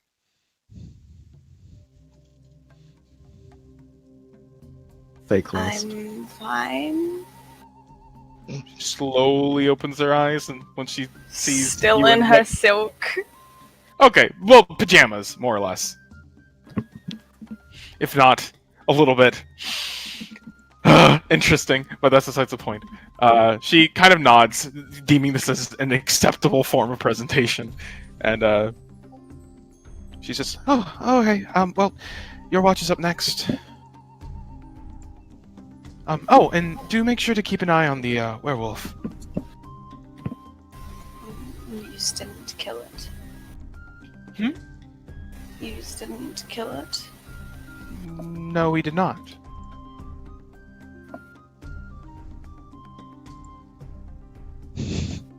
What face does she make at that answer? She kind of pouts slightly, and then she looks down towards her spell book.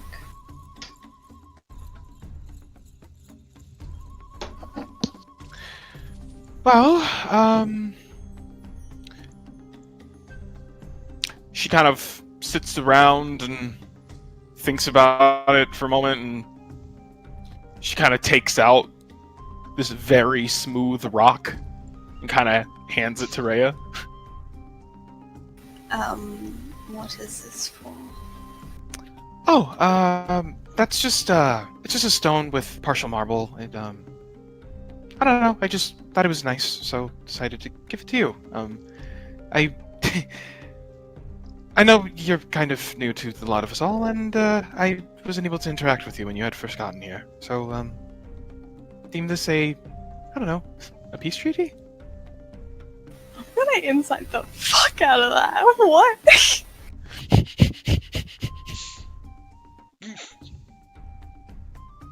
Oof. Me not sure what the role was. No, I think it's more that Ria's just like, is that actually like nice, or is this not? Like, I think she's just more like kind of confused at what's happening, and she's trying to work it out, and she's obviously not doing a very good job. Well, like, honestly, really, regardless of anything, yeah, it was an attempt at being nice. A very odd one, frankly. You don't know too much about this Evelyn girl, but definitely, she seems to be just a teeny tiny bit out of it with everything that's been happening. But, this, I mean, it's actually a pretty cool rock. It's milky quartz. Still infused partially in rock. Not as cool as my rock. Indeed. Very few things can beat pumice. I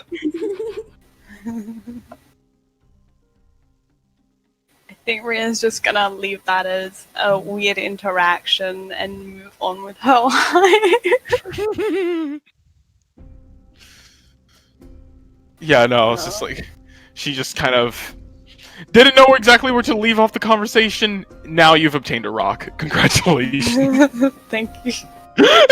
Well, I will be out in a moment after I dress. Well, alright then. Good night, Rhea. Good night. And she'll head over and lightly palm her forehead. I will note that Einar remains exactly where he's at. Oh, yeah. What could-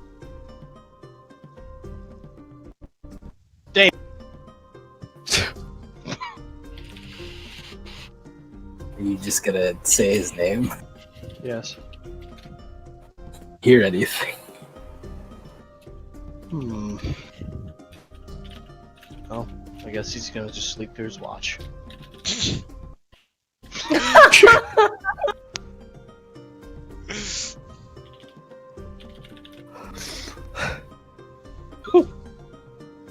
Are you gonna take the? You won't be able to, unless you take a point of exhaustion. He'll wait a few minutes. Damien. Time for your watch. Yeah, I guess Damien would eventually come out and say, I thought, gotta be louder. Come on. Oh, I'll keep that in mind for next time. Ominous. It's gonna wake everyone else up. He won't just go to giant size and just scream right now. Every monster in the forest hears us and attacks the camp. Might as well throw on thaumaturgy for good measure. Now, Damien, this is very important. I think I know how to look around. Yes, I don't doubt your ability to look around, but furthermore, there is a werewolf. He's tied up currently. Really, I didn't. I thought I was attacking a cat.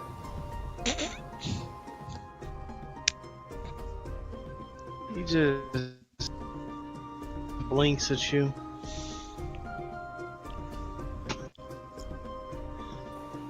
You can go to bed now, big guy. I don't know if I should now. I don't know if you realize this, but you're not the best at everything. I never said I was. You seem to think you are. You seem to think you know me. It's my job to know people. I thought your job was to scribble.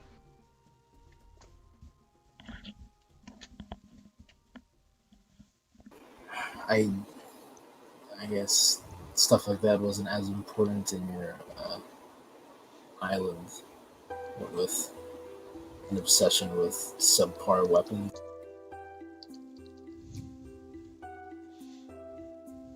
I don't think you would know an on-par weapon if it hit you in the side of your head.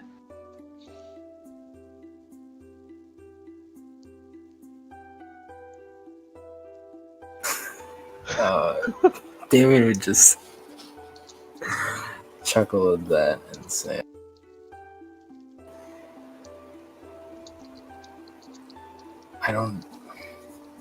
why would I need something like that?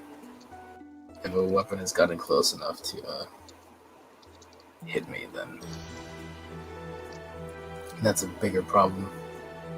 You know, there are more than one kind of weapon out there. There's bows, right? They shoot things. Yeah, but those are made by wood carvers, and I believe your people are smiths? Ah, yes, but the arrowhead's typically metal. Crafted by smiths.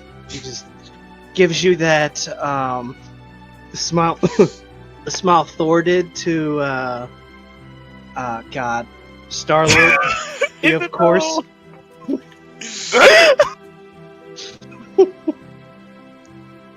You know what, Einar? Do me a favor. It's getting late. I think you should go to sleep. I'll cast suggestion on him. What does this save? Wisdom. Wisdom? It gets 14, yeah.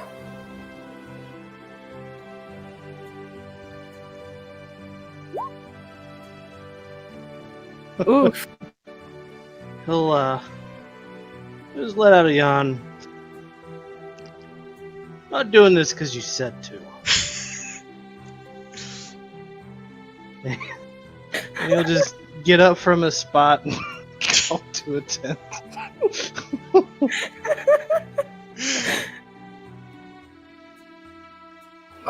Is Rhea out already? She probably saw the whole thing. Yeah, I imagine.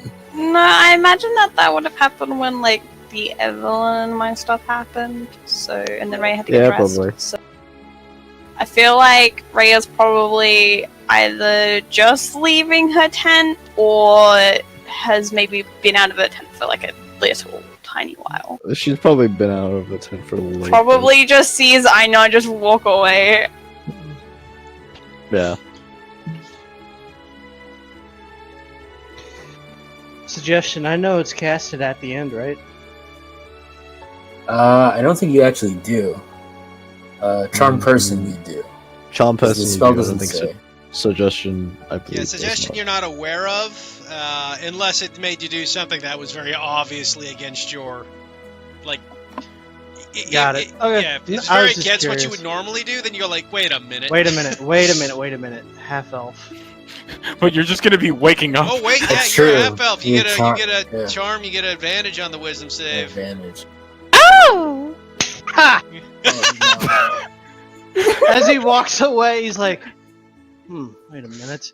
Damien, you little shit.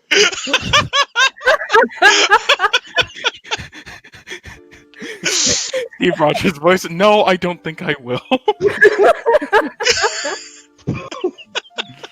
Damien will turn around and look confused. What's wrong? You're not tired. No, It's I know quite what late. you tried. Tried what? I know what you tried. I just gave you some advice. And for once you listened to it intelligently. Again, I'm not doing this because you suggested it. I'm doing it because it's the wise thing. I don't think you know much about wisdom. Yeah, well, I don't think you know much about a lot of things. You've been holed up in a city all your life, just like I've been holed up on an island all my At least I got to learn something other than how to This is make an a actual dick sword. measuring contest. I told you. The problem is they're just trying to figure out who is the bigger dick at this point. Oh god. I'm fucking dying. I hate them. It's so petty. Especially just Ida's reaction. Damien, you little shit.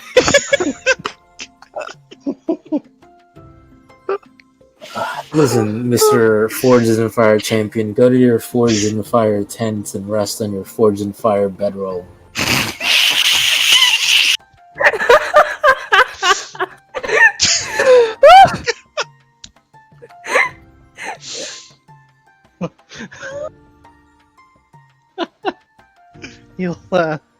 He'll just quirk a brow at you. Alright, Scribblelord. He'll just walk off, just kind of, as Rhea walks by, just gives her a little smirk. Totally got him. As he walks into his tent. Rhea puts her hand up to her face. Like face palming. Once Einer's in his tent, Damien's gonna say, "Totally got it," to Rhea.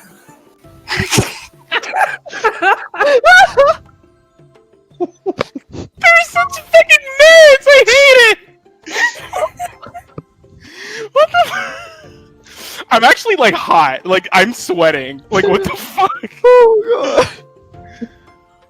god. This wheezing has been core intensive. I hate it. I hate it here. This is the pettiest rivalry I've ever seen. I love this. That's great.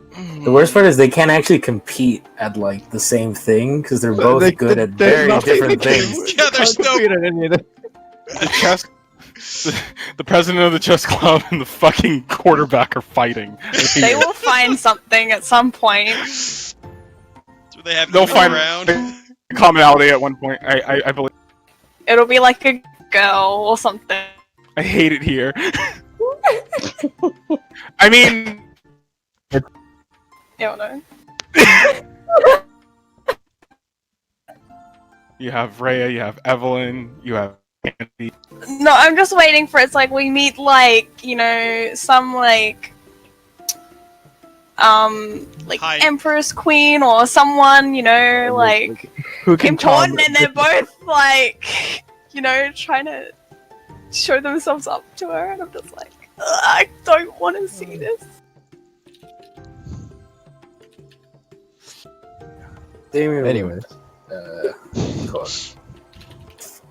After like a moment passes, Damien would frown though and kind of rub his, like, press the hard part of his palm against his like sternum, like, gods. Anyway,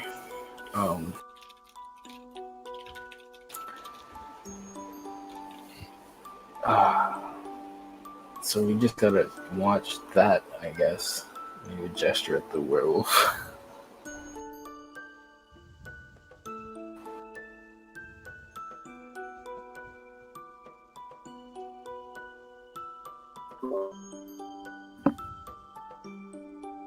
Rhea. Yeah, my mom is just yelling. She's having a bit of a mental breakdown, and it's fun.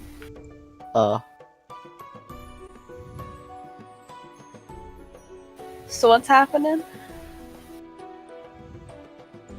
Damien said, I believe you have to watch that gesture towards the werewolf. Why did we even keep it alive? Apparently, because it's a sword. Rhea rolls her eyes at that. Yeah. It's rough. Roll me perception. Continue talking, if you wish. Okay. Rhea, thank you God. are blind. Damien Yeah, you're is just amazing. you're still tired. Yeah, Ray went back to Damien. sleep.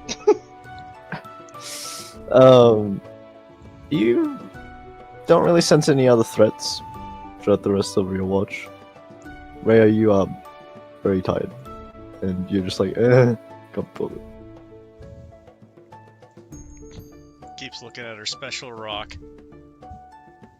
Oh, there is one thing I was curious about.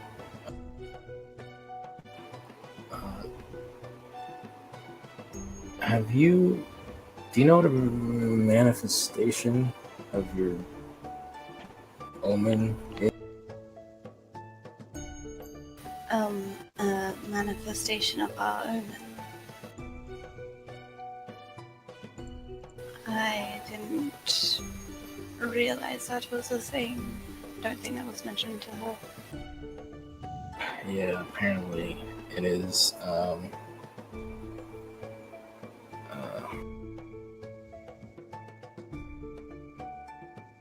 Yeah.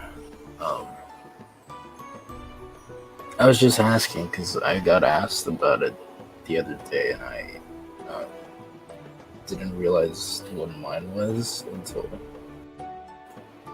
earlier today. And what is yours? It's I think it'd be easier if I showed you,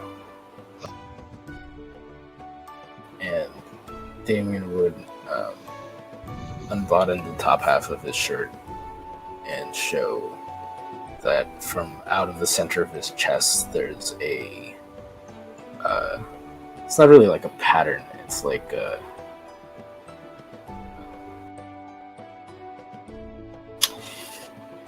it'd be like it's like there's something green on his chest and that looks like it's spreading out, kind of like roots from the center of his chest.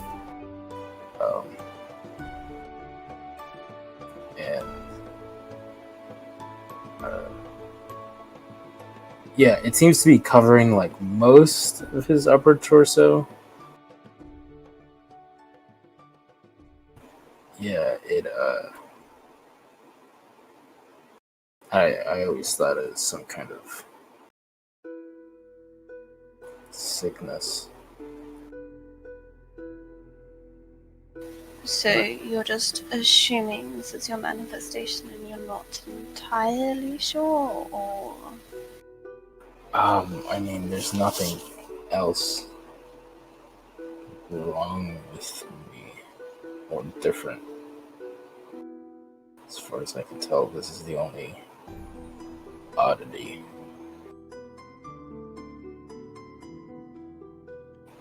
That's why I wanted to check with the other newest member of the group what it could be before I told the others. I mean, I don't know much about these manifestations, but I mean, unless it is a sickness, it seems likely.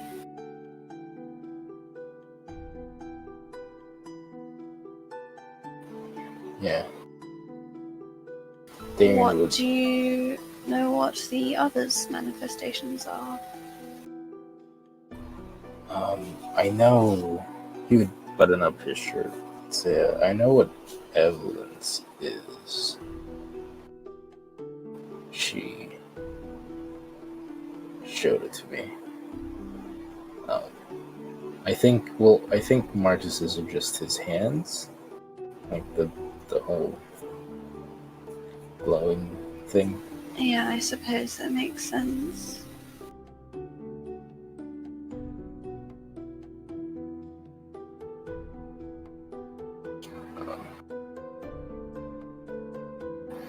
Why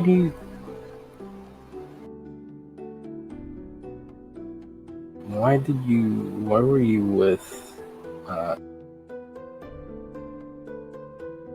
mean, I don't know if I would call her our boss. Demira? Yeah, Demir.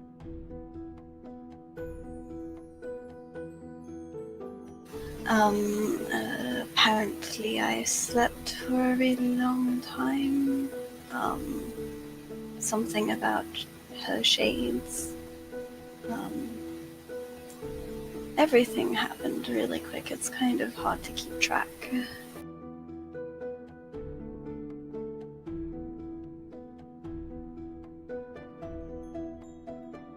What do you mean by slept a long time?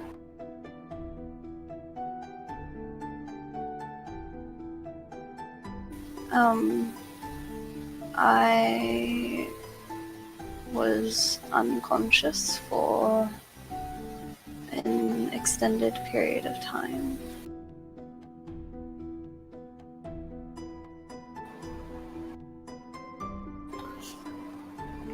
Are you alright now? I believe so. I don't feel that much more different than I did before.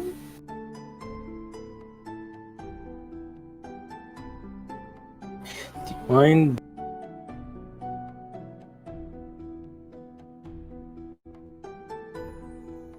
Do you mind if I do something to check? It's just some magic.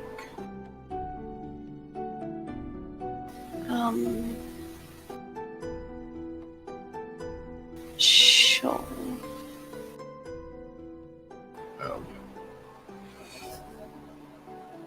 Damien's gonna pop into his tent for a second to get his uh, um, his jacket and pull a pin off of it that has a red pearl on it. And he will say, I have to, like, touch you for a second, or for a minute, really, to do this. Is that alright with you? That is perfectly fine. Okay. And he'll put his hand on her, like, shoulder and cast Identify.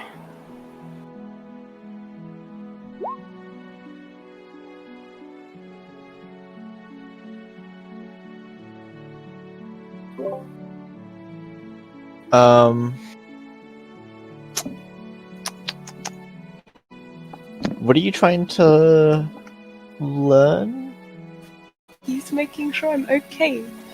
Yeah, he just wants to know if there's... If there's any lingering magic? Yeah, he wants to know if, like, that, like, the unconscious for a long... magical... She seems fine. Okay.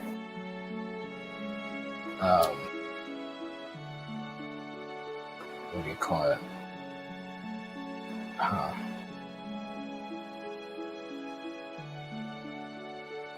Okay. Well, there doesn't seem to be any magic on you.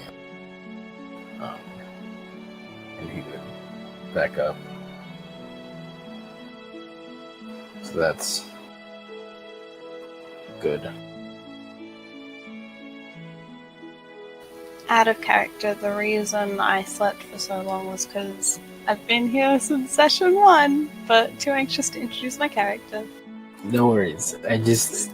Got chucked in a coma. Damien is just, like, trying to figure everything out in terms that he can understand, which is, like, identify and detect magic, because, like, a demigod is just, like, cool with them now. Yeah. Yeah, so Damien will nod. So, yeah. Alright.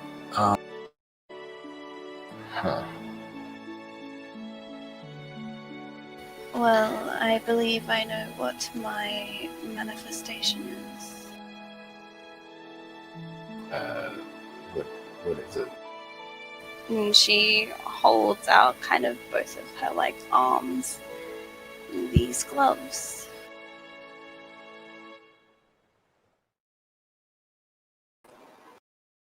Your gloves? You're welcome to try and take one off, but I assure you, you will not succeed.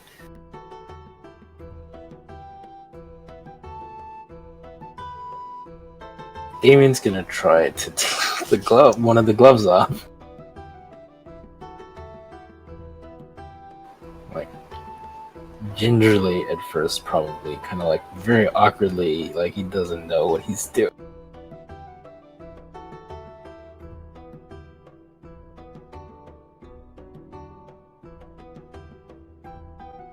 Well, they don't budge.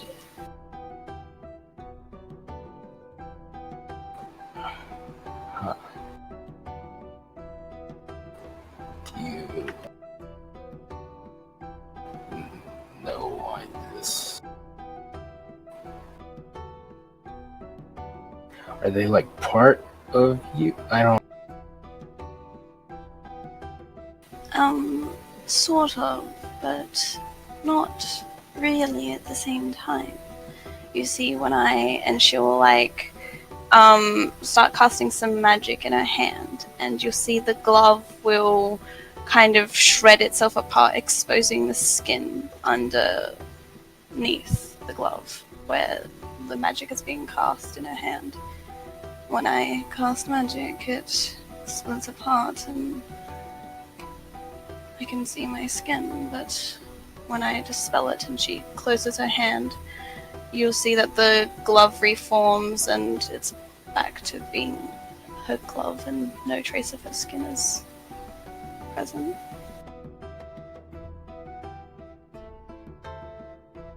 I? I'm sorry, I keep asking to touch you, and that feels weird. But can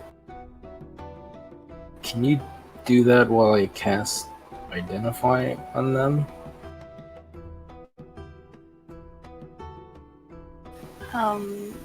Sure. He'll try again this time. This time touching the gloves. Have you tried to identify your manifestation? I honestly, I never thought to. I just had tried to heal it. I assumed it was something above my abilities. So we're casting Identify on my manifestation. You on it seems like powerful, not per se magic, but some sort of powerful source of magic. You can't determine what type of school it's from.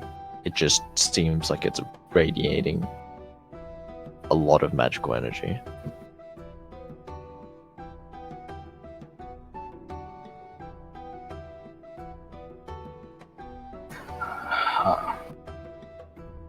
I have one last spell slot. I'm gonna cast it on my. I could have just been doing these as rituals, but I don't want to waste I don't want to wait another 10 minutes, so I'll just do it on my on his chest. Same thing. Does it feel different in terms of like magic? Slightly. Same raw power in like intense raw power. Slightly, it feels slightly different. You're not sure on the exact slight difference. It just, you know, it feels different.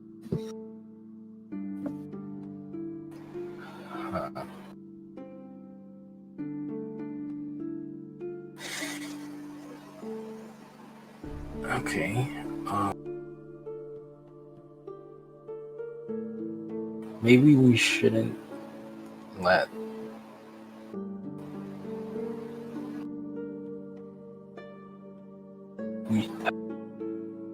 this is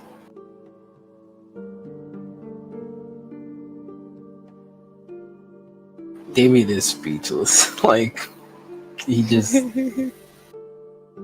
doesn't know what to say. But after a bit, he would.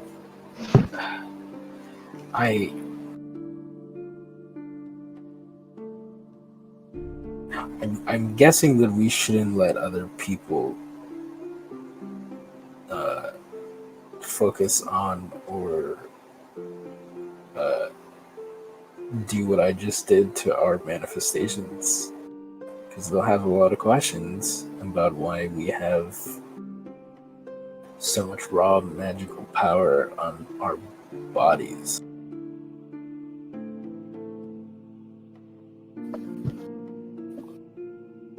I mean, I don't think it's very often that people go around casting Identify on other people. Yeah, that's a good point. That's a good point. Oh, God. I hope Jester's Landing has a library that's actually worth a damn.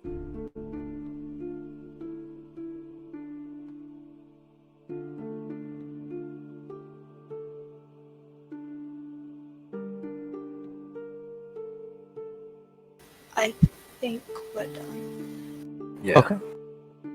And with that, everyone, you all wake up for the morning, and you find not a hybrid form of wolf there, but a sleeping, haggard-looking man.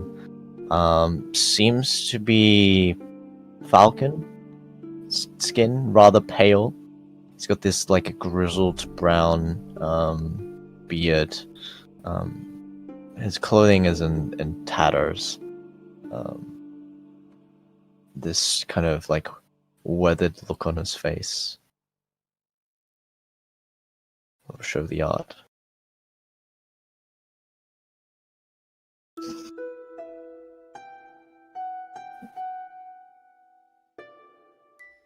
Oh. Are you all right? You.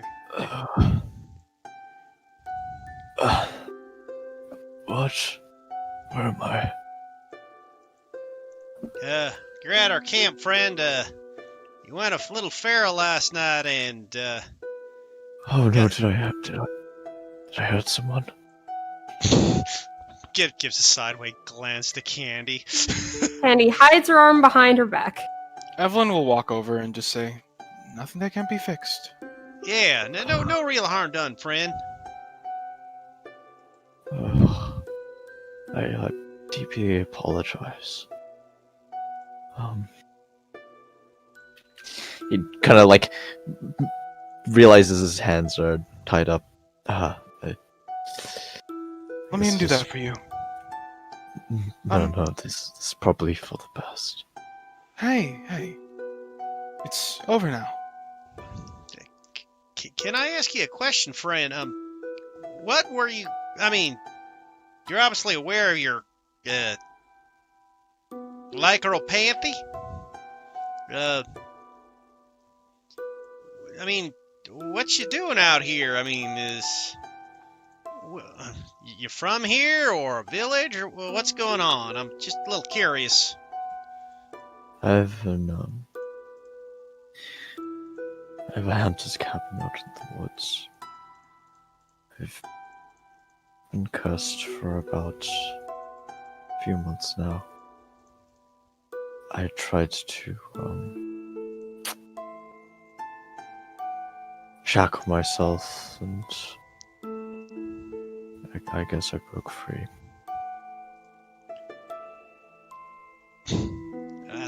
I see. A few months ago, I take it you were bit by a fellow werewolf as well, then. Is that nearby here? I have no idea. It's probably long gone. Have you tried to have it removed? I mean, I've tried looking. No one seems to really know any magic that can be useful for that sort of thing, unless you know anything. Well- Yeah, what about the city? Right. The city's rather far away. Marcus, Well, I mean, Well- it can't be too far. Marcus turns to the party. Well, we're all heading that way. Yeah, why don't you come with us? Not that good at fighting at all, but Oh, no. You don't have to fight. If any fighting does happen, you can just stay in the cart. Yeah, you're just traveling companion is all. I mean, you're a man in need, and we're always there to help. alright, and you kind of see his face lift up. That'd be great, thanks. If you guys are all heading towards the city, which city? Oh, we're headed for Jester's You see- Landing. Right. As you say, Justice Landing, there's a slight bit of relief. Alright, Justice Landing, that's good. That's good. Yeah, sorry, could you give me your hands real quick? Yeah, and he kind of holds up his arms. Yeah. So- Kind of while she does so, she'll flash him a nice bright smile and just, and my name's Evelyn. These are my, friends, really. My name's William. Candy will Really? crouch down in front of him. My name's Candy. And with you traveling with us, the both of us can get fixed up right real quick, okay? I apologize once again. Can't. No, you were... It was not you. I understand.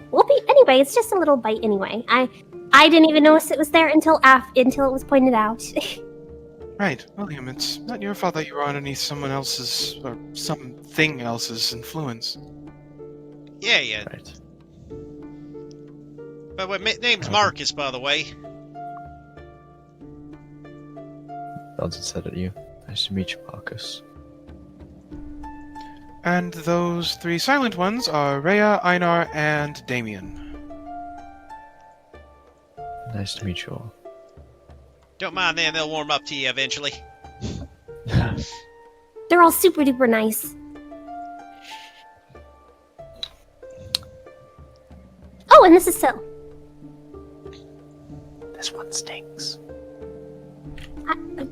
She presses her lips together. Evelyn, while that whispering is going on, Evelyn's gonna do her own whispering towards William, and it's her own little thing. She's no harmless. She's very harmless. She's not harmless. Not harmless. I mean, she's not. She is harmless. Again, I'm not good at English, guys. Please, I did not get very great sleep today. Is she talking to Don't someone? give it too much thought. All right. Well, I'm very grateful for having you as traveling companions, and You must be hungry. I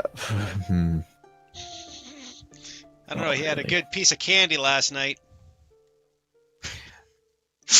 Candy. I hate. Please tell me he didn't say that in character.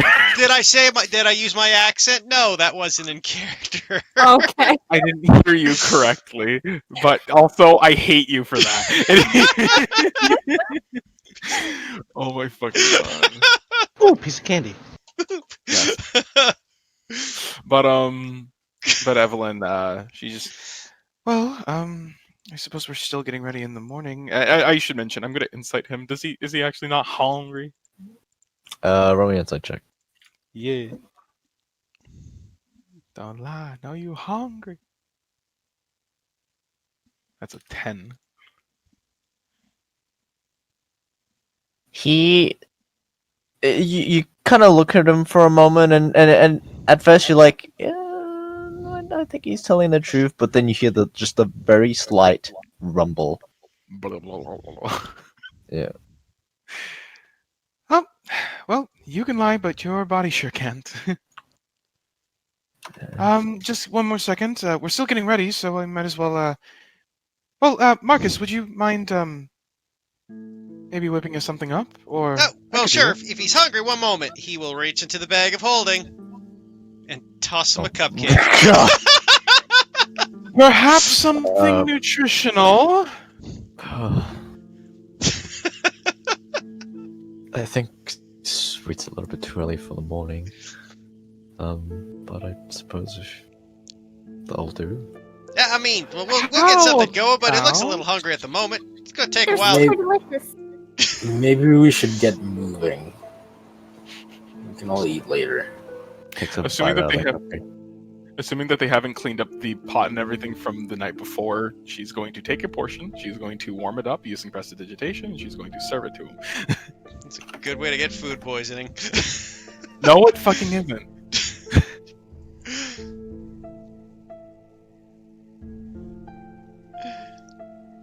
Yeah, I guess we tear down the tent and get ourselves ready to get going.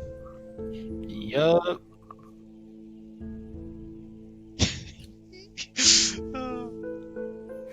Okay. You all travel along the road. As you travel along the road, eventually in the distance, Marcus, you notice there's a large lumbering figure in the middle of the road. Is it a shiny Roll me- demon? Is it just another Yeah. Einar? Yeah. Another loser? How many of these are there? You motherfucker! Stop talking to him like that. I will fight you. The answer to your question is 2 when you look into the mirror. As you kind Damn. of make your way along the road, you see that like this kind of green figure with this somewhat long kind of hair, and it's got this kind of large log just on that's gonna be knocked down, and it's like in the middle of the road, and it's just kind of sitting down. Would Marcus recognize it? Troll toe. Roll me a Gotta pay the toll to get into it. Gotta pay the troll. Gotta pay the troll toll to get into the boys' hole. What? That was a thing What? from Always Sunny in Philadelphia, man. Oh, okay. Then it makes sense. Roll me a nature. Roll me a nature check. Just have to tell me what the show was. Yes, okay. there we gotta pay the troll. Nature. Being reminded of like my first campaign. Or no, second 19. campaign. Yeah, you would know what trolls are. There's a troll up ahead, guys. Do I am aware that they are generally not good things? Generally. But, I mean, this one just seems to be looking down the road and sees your wagon, and then it waves. Well, there's You a troll want up me to ahead. take care of it, Marcus? Well, it might be friendly. It's no necessarily evil. Give me a sec. I didn't mean to attack it. Are No, you well, sure that I shouldn't say anything? I know a bonus action, Giant's Growth. Okay. He never listens. Evelyn just turns to look over at Damien with a confused look. Yeah, Damon's been here for like 2 days. Yeah, exactly. Like, what the huh? Okay.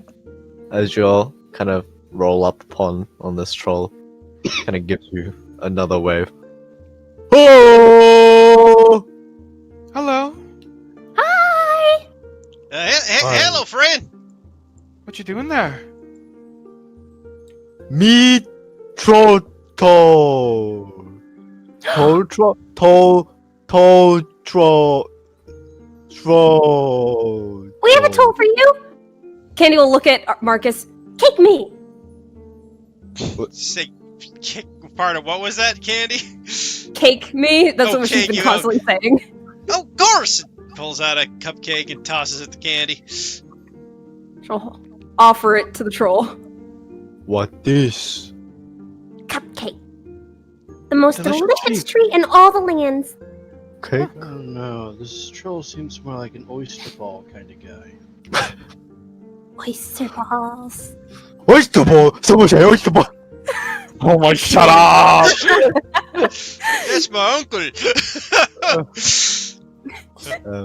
He kind of leans his head forward and gives it a sniff.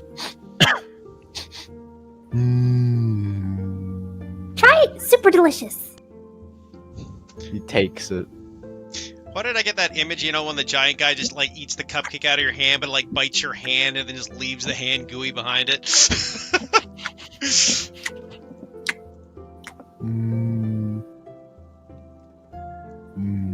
Looks at him sparkly-eyed. Try the chocolate one. I like the chocolate one. Oh yeah, that's a good idea too. We can give you more if you want. More of this one taste. Yeah, that's good. Very No. good. Another one. This one bad. Another If one. this one also bad, you will pay a more toll. Better get the best flavor out. What do you think I should get him, Candy? Is this troll lying about how good the cupcake is? Yeah, I to was get thinking more? Roll me insight check. same fucking thing. Candy believes he's lying. Wow. No, he actually doesn't like it.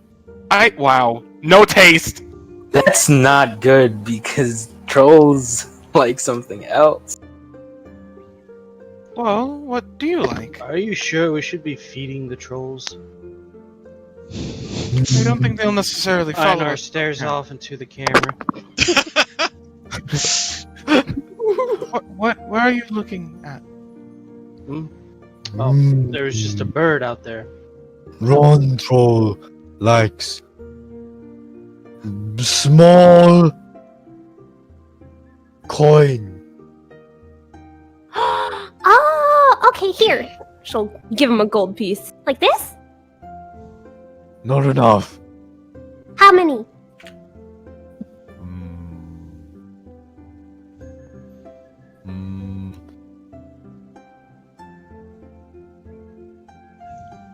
Thousand. Okay, Marcus is gonna have to do this. Candy will hold out 10. Evelyn will use her message spell and message Rhea, and it's just, you think I may be able to get a return on that rock? I think I have an idea. Does Candy get any reaction holding out 10? Oh god. That not 1,000. That 5. Yeah, Marcus was about to ask, does this guy look he knows what 1,000 is? Go ahead and roll me. Give me an insight check.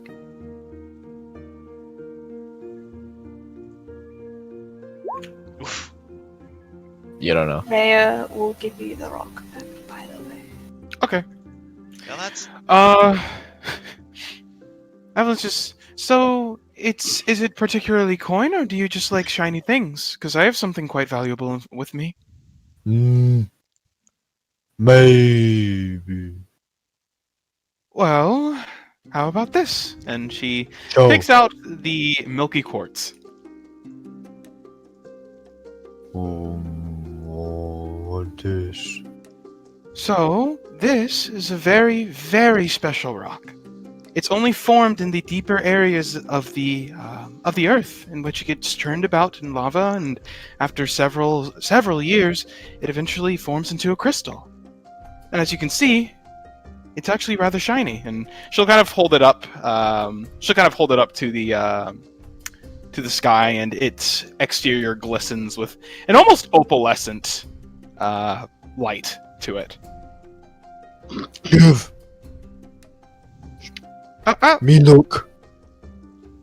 I know that you would like to look. However, we have been giving you for quite a bit, and this is a very valuable rock, very important to me. Roll me a persuasion check. Can it be a deception? Oh yeah, no, it can be a deception. It is not such- right. This is a rock that you can find so fucking easily. Yeah. Here. Here you go. 20.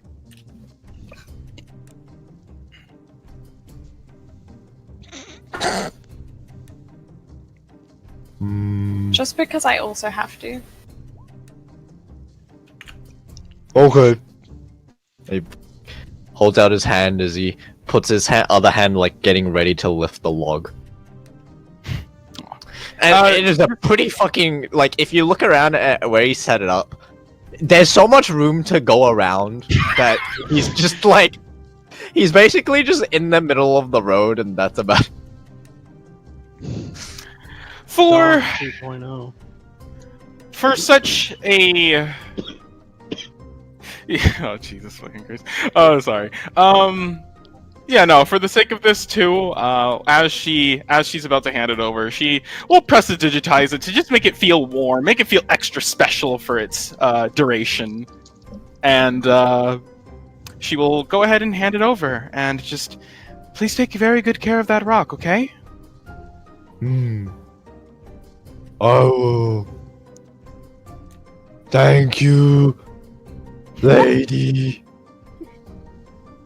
What's your name, You're very Mr. Troll? welcome. Ron Troll.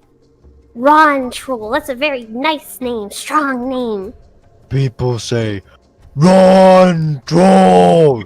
That's Ron Troll! He'll yell it. Ron Troll. Ron Troll! Evelyn bites the bottom of her lip, Rather clearly suppressing something. unique name there, Ron. I really like it. And actually, since you've been so super duper nice here, I'll add a whole extra 10. And she'll put 5 more out, so she's holding 15 gold out. This Candy. 12. Maybe.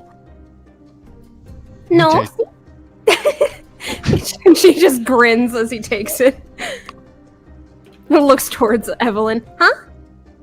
Oh, Hey, you just, oh no, that was me. I was just Candy. Oh, You okay. absolute baby.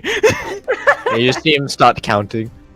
3, 7, Oh. 4, 1. As Marcus drives by the 83. wagon, he'll just go over. She goes, "Don't forget to carry the 6." Carry 6. Candy will wave while passing by him and just go like, "Bye-bye, run, troll!" Lifting both her fists up in the air. Bye, small troll. My name's Candy! She'll hop back onto the cart. Bye, small troll candy. Waves excitedly. He was nice. Oh. Definitely. That's a good eye for rock. Well, I guess it was pretty pretty. Seemed like a rather jovial fella. And as I suppose, after like maybe a few minutes of their travel, she stops the cart and runs over to grab another milky quartz. Oh, and Just after kind of spotting it with her jeweler's eye, and she just unearths it just a tiny bit, and it's just, oh! And then walks over to Rhea, and here you go, a replacement. Thank you. You're very welcome. In case we run into any more Ron trolls. I hope we do. And actually, while we're traveling, Candy is also going to shuffle through her bag, kind of turning to the party. Oh, by the way, guys, there's something I want to show you. And she'll take out the little drawing that Marcus had made for her book to show everyone. Just like, Here, the first picture for my little story. Oh, which reminds me, and she goes ahead and takes out a page of paper, and you can see some simple tracings and whatnot. She has a very neat and delicate sort of cursive style of writing. But in this particular case, it's not admittedly the best. But even then, though, it's still something to look at. Oh, is that for me to practice my writing with? Yeah. I guess I didn't ask. Actually, yeah. Is Candy right or left-handed? I guess it doesn't particularly matter, but so far you've seen her write with her right. okay. Then yeah, no. Cursive is actually a little bit easier with your right. I would say that if anything, cursive is admittedly it's a bit neater, but it depends on what you exactly like, because well, not everybody's taught that. There's another way if you would like to learn that instead. Oh, I mean, whichever way looks prettier. I suppose that this one would work then. Sorry. Thank you, Evelyn. I mean, you guys have been really helping me out a lot. Well, I mean, you did pretty much just the words. You did pretty much announce that we're all best friends, so it's the least we could do. Damon would clear his throat at this, and he seems to be frowning slightly as he kind of cuts in and goes, Candy, I can help you with all of that. I mean, that is what I was trained to do. Einar slowly leans in. Someone's jealous. Slowly leans back out. Who does he say that to? I'm sorry, am I missing something? Wait, who did Einar whisper that to? Definitely towards fucking definitely towards Damien. He just said it in the cart in general. Yeah, totally. Yeah, no, it could have been anyone, guys. I think he was talking to Rhea. Candy looks at Damien curiously and He she's just like... straight up pulled a Mario. Someone's jealous. Candy looks at Damien curiously and she's like, Huh? Help with what? The writing and the editing and all of that. Oh, yeah. despite that odd comment, I mean, yeah, you're a scribe, no, Damien? Yeah. Yeah, then if anybody else is cut out for the job, it'd be him. Oh, He could probably write neater than I can. This. are you alright with that? Looking at you, Damien. Alright with helping you? Yeah, I mean, you're already going to help me sort of review and edit stuff. I mean, are you sure you're alright with adding more on your plate? I mean, that was my idea from the beginning, so I thought I was clear. I guess I wasn't. Oh, sure. Yeah, I mean, if you're eager to help with that stuff too, I'd love that. All the extra help. Then, like, holds up the picture. It's just like, And we can still use this for the front page. The little frog painting.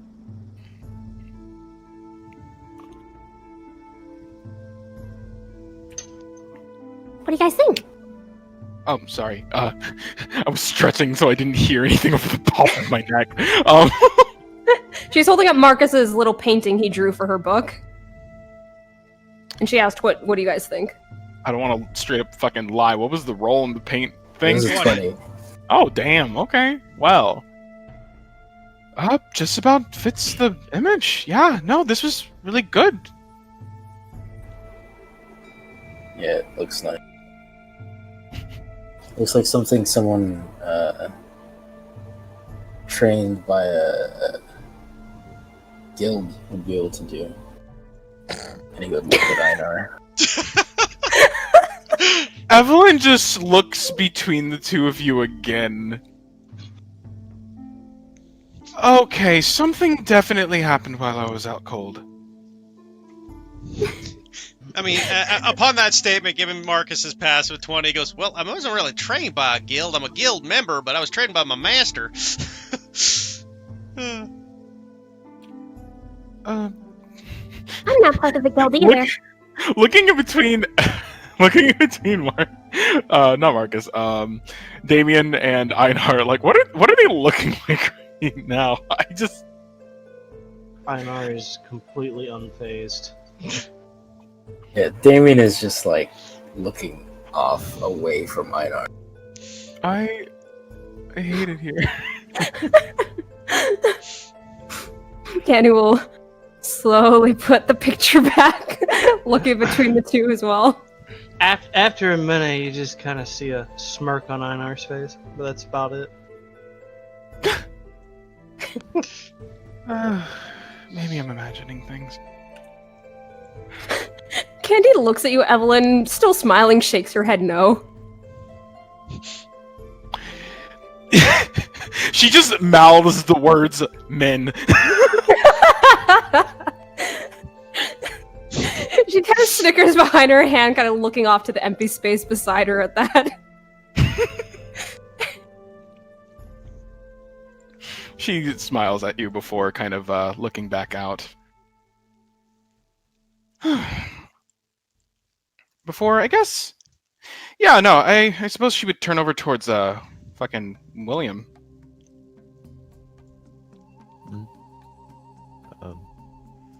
Yes? Yes, hi, well, I was just wondering, and of course, I know we asked you quite a few questions, so you don't have to answer now, but I was simply wondering,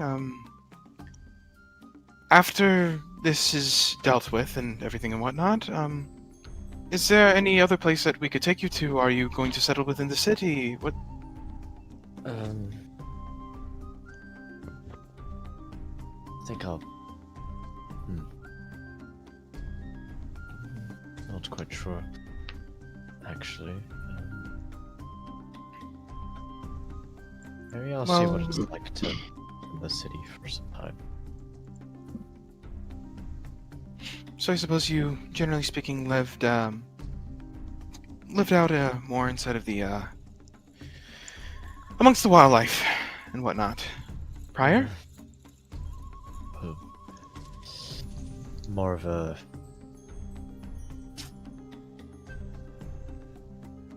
Stayed in a small village, until things got out of hand and since been living as a hermit on my own. Don't Oh, so you're kind of a country boy like Einar here. Well, island boy, technically. But... So, smaller village. Okay. Is there anything that... I don't know, I guess with you saying that, I don't suppose... She's, like, very much trying to figure out exactly how to word this, before she eventually just kind of says,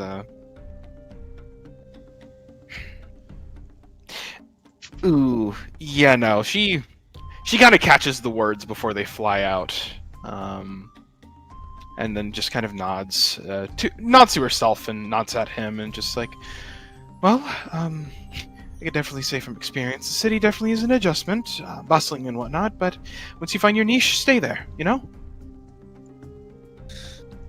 Yeah. I think I just need to find it first. This whole lycanthropy business has really thrown me out of a loop here. How long has this been going on for, if you... About 4 months. It must have been a bit scary. Well, it was at first, but I got used to living on my own and didn't hurt anyone for quite some time. So, Right. But... it's just... with everything that can happen, and in solitude, it doesn't do people very much good. Isolation. I suppose.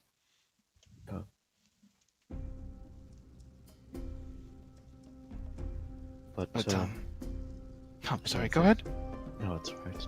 I don't think that without meeting you all, I probably would have been killed as soon as I am, hopefully.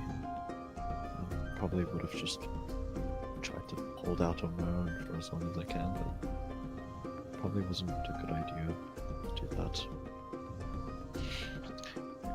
Say, you wouldn't happen to be handy with any weapons, are you?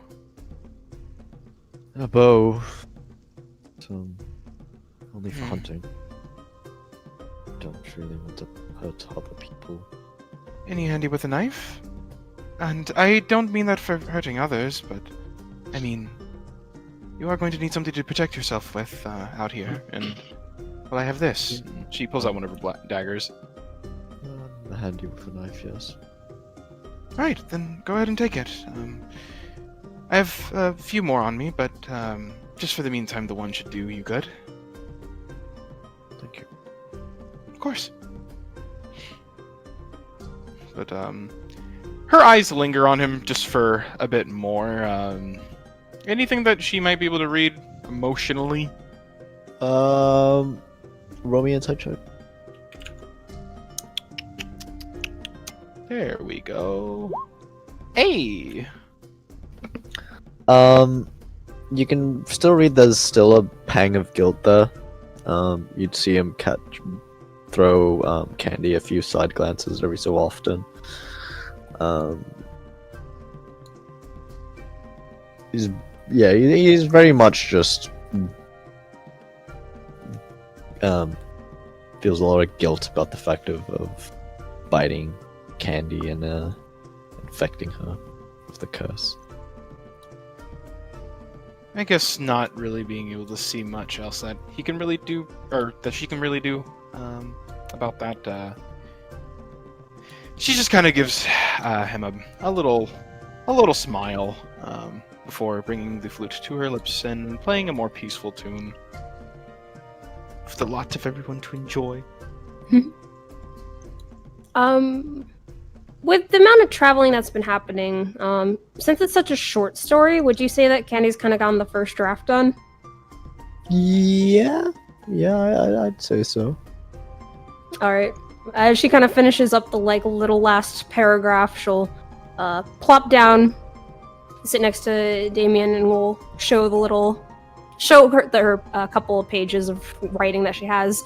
And Damien would see that her writing is not spectacular. Consider she writes like clutching her pencil like it's a weapon. And she kind of just darts all her eyes with hearts, which kind of makes it look really kidsy. But she holds it out. All right, tell me what you think.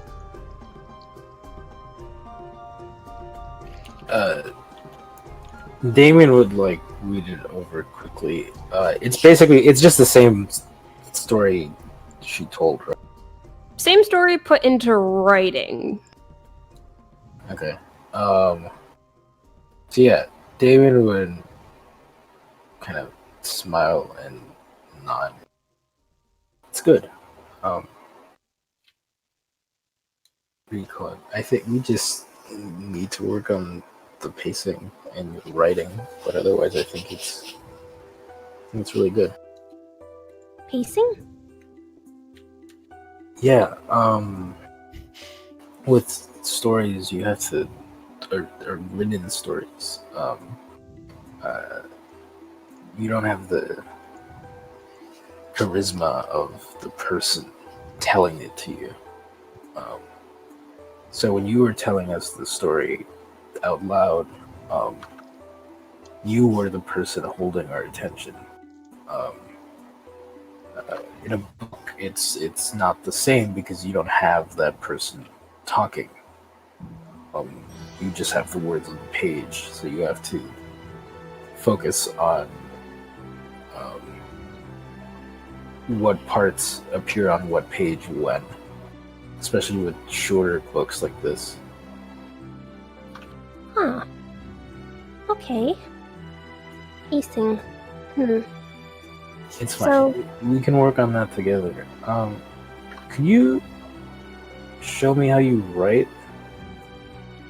Oh, yeah, sure. Like pats herself over and then kind of looks at him sheepishly. Do you have more paper? Oh, you don't have to write anything. I just want to see how you hold your quill. Oh, yeah, okay. She'll clutch it. And you probably can see, like, underneath, like, just the unconscious strength that she's putting on it, like, the quill has gotten a bit of a bent to it. Yeah. Damon kind of chuckles at that and says that. Do you mind? Could you pass me the quill? Well, of course, it's your quill. Here. And she'll hold it out.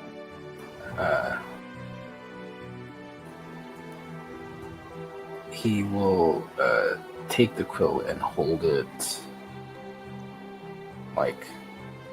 I have no idea how to describe how you're supposed to hold a quill, but he'll describe or a pen or whatever, but he will describe how righties generally hold the writing thing between their pointer and their thumb, and how they rest their hand.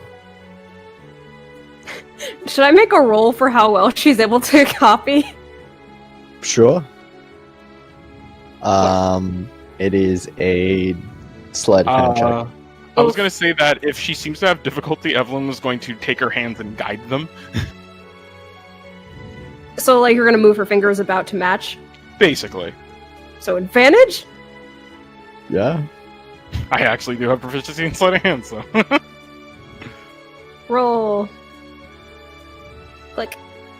Oh, 15. Hey! Yeah. Do a good job at matching the motion. Thanks, Evelyn. Of course. You're doing great. And she'll show Damien the way that she's holding it now. Like this? Yeah, like that. Here, try writing something out now, and he'll give her a new piece of paper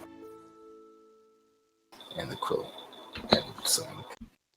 She thinks for a moment. And then she'll write Syl and Damien and Evelyn and Marcus and Einar and Rhea are best friends, period. How about that? Did it come out better this time? What, should I roll performance? Roll me. I think it's still sleight of hand. Could it still be with advantage since her hand is now in the proper places? Yeah, for now. No. For now.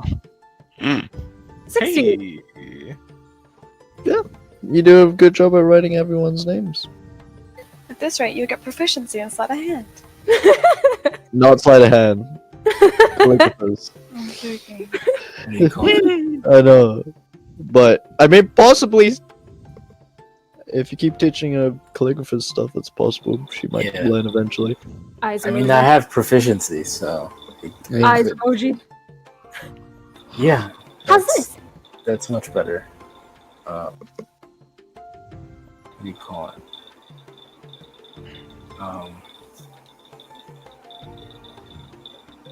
Yeah, that's much better. I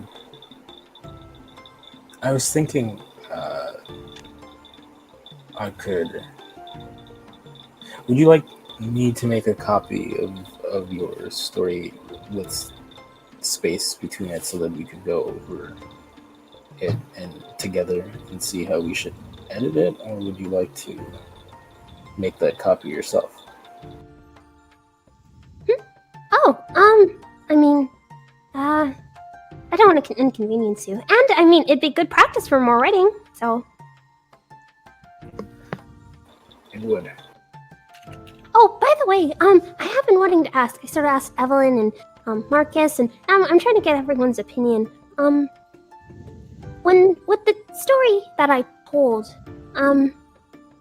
She kind of like fiddles her thumbs. what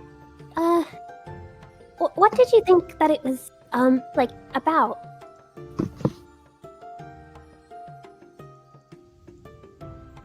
Do you mean what the message was, or Yeah. Okay. Well, I thought it was that.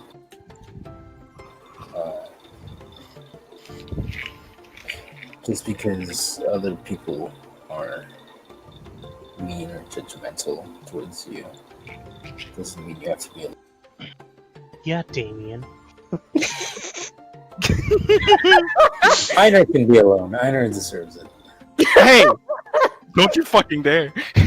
So just because people can be mean and judgmental, what? You cut out the end. That doesn't mean you have to be alone. Nods her head a bit. So that was the message you got?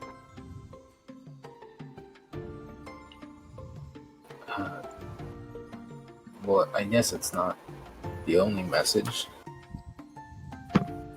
See, I mean, that's what I'm curious about. Everyone seems to have interpreted it a certain way, so I was wondering how you had interpreted it. Is Evelyn still, like, next to them? No, she was kind of helping loosely. She seems to have partially invested herself into Candy's upcoming with all this shit, but after she seems to have gotten everything under control, she's back to playing music. Which I have yet to actually do a fucking roll for that. Alright. Yeah, he will... Okay. Damien will kind of, like, lean forward a bit and say,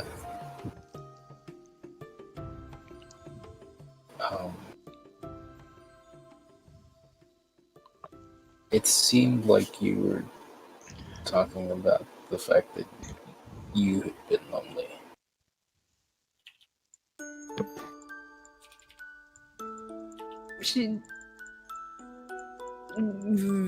The smile on her face goes really tense for a second, before she kind of laughs it off. I mean, what makes you see that?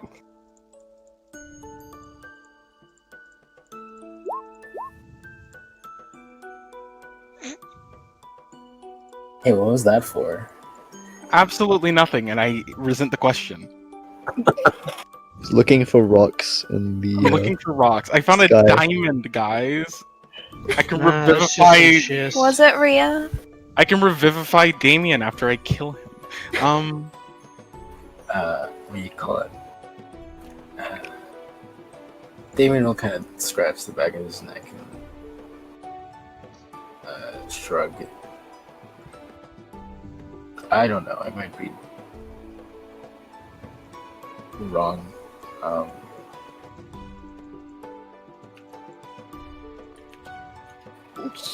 there's a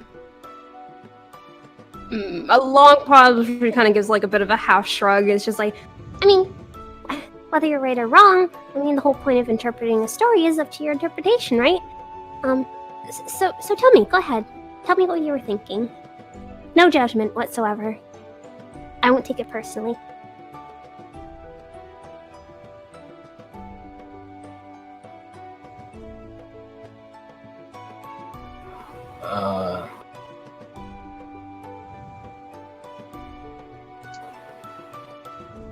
I'm not very good at this kind of stuff.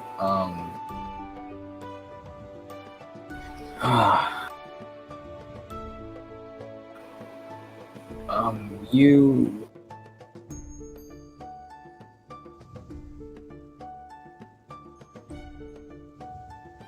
seem sadder than you let on.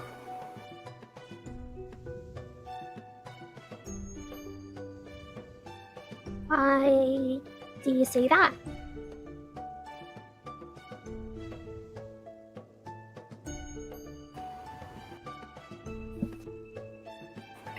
It's there's moments where you don't think it's the hesitation.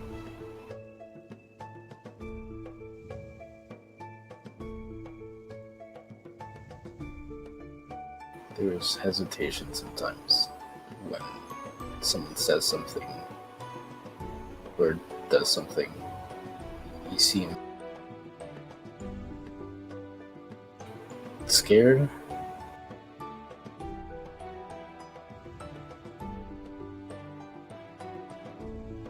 kind of blinks quickly at that in surprise. And looks down. And just kind of starts absent-mindedly kind of just doodling little scribbles on the paper. Huh. So you thought that was sort of a story about myself then? I mean, I don't know, maybe not consciously. I just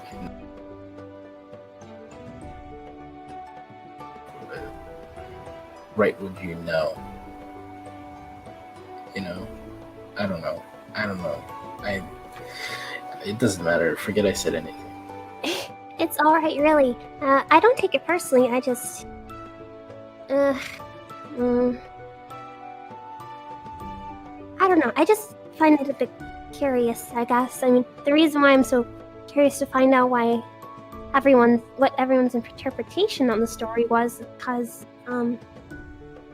I sort of thought to myself, I thought that the, meaning of the story was obvious, but then when I talked to Marcus and then I talked to Evelyn, they had a whole different look on it, and it sort of made me think, I guess wonder, how come I and them and now you were seeing stuff, well... She pauses. Why I and them, saw things differently. But, She like quickly flails her hands at him. Really, it's okay. You didn't hurt my feelings or anything. I was actually just really, really curious, okay?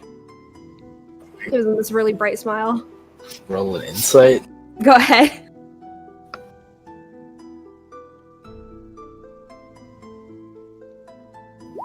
Jesus Christ.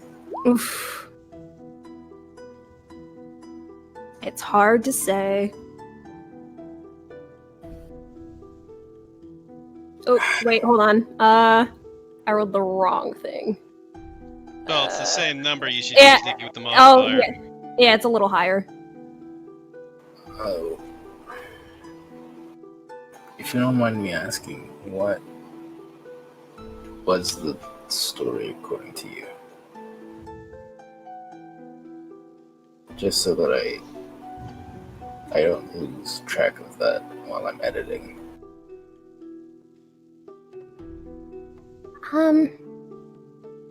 Well,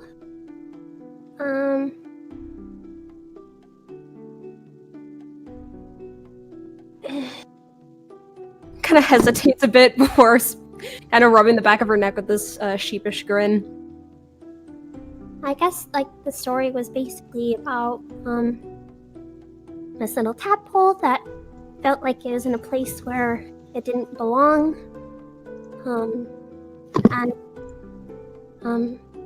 With all the tormenting that it got and whatnot, that would just make you feel really sad and lonely until eventually after it turned into a frog and realizing that it still is really, really different and still feels that way, it went off in search of a new pond, new place to belong.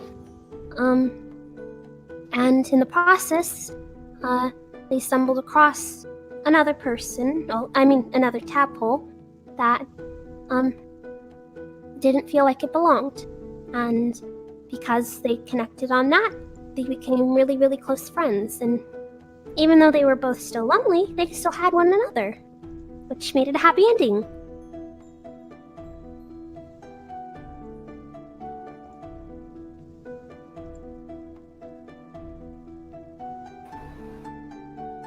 Damien just kind of watches Candy for a moment. And he seems to be thinking about what to say.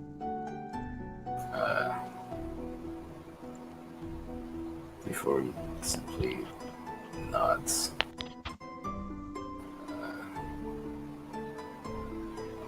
Alright. Hey, I guess I can't always get things right.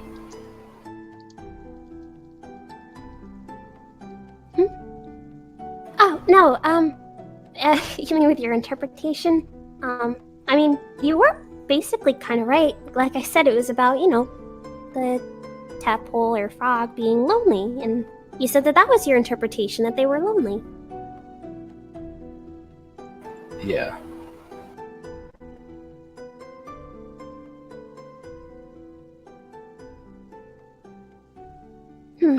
She kind of looks off, kind of thinking thoughtfully for herself for a moment. That's interesting, though. You got really, really close to sort of landing the, message, or however you call it, I was going for, and then Evelyn and Marcus had very different interpretations. I wonder why that is.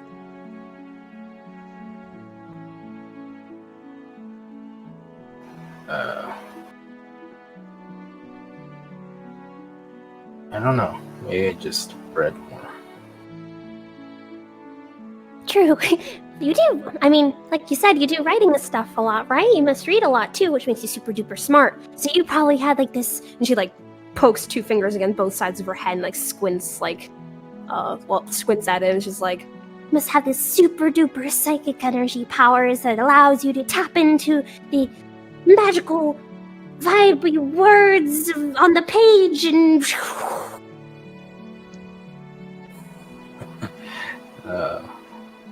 Sure, something like that.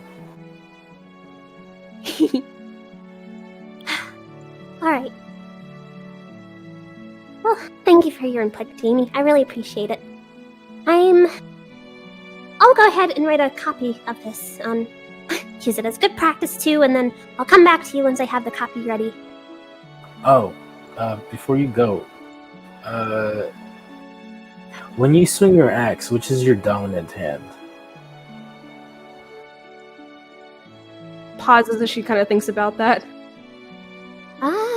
Makes some mock swings in the air with her hands. Kind of comfortable either way. Huh. Okay. Why? I'm just curious. Some people write with different hands. Different people write with different hands. That's what I meant. So I should try with my left? I mean, yeah, see which one seems more comfortable. If you're equally good with both of them, then I don't think it really matters. Although if you're writing cursive it'll be better to write with your right hand because you'll smudge it with your left hand. Alright. Evelyn did say that was the case too, that it's easier to do it with right hand if you're doing cursive. I really like how cursive looks. It's so flowy and smooth and pretty. I hope I can get my handwriting that pretty. I feel attacked right now. As a left-handed person. I too am a left-handed person. Get Left-handed wrecked. high five. Wait, technically it doesn't work like that. Wait, no. Is your Yeah, RP no, all it doesn't. done? Katie will just reach out, give Damien a pat on the shoulder, and then get up. Thank you for the help and your input. That was interesting. And kind of looks off to the side. Something kind of coming to mind, but she just shakes her head and then gives him another smile and a little wave, and then plops down on a little spot where she can get back to writing. Nano, have you been reading the book the entire time? Yep. You finally get to the end of the book, and at the end of the book is a kind of like crafting instructions on how to craft a spell scroll of augury.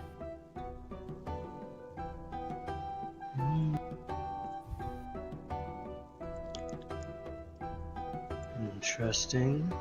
Interesting. And with that, you soon reach a fork in the road that kind of veers off onto a smaller path. You see a sign, and it says, Dozy Pose.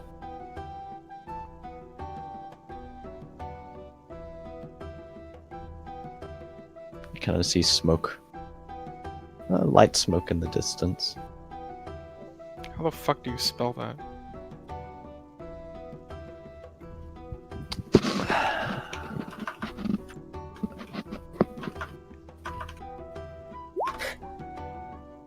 That sigh gonna make me write it down. No. It was just me forgetting to breathe. Holding I his feel breath this that. whole Um, Air game. my lung.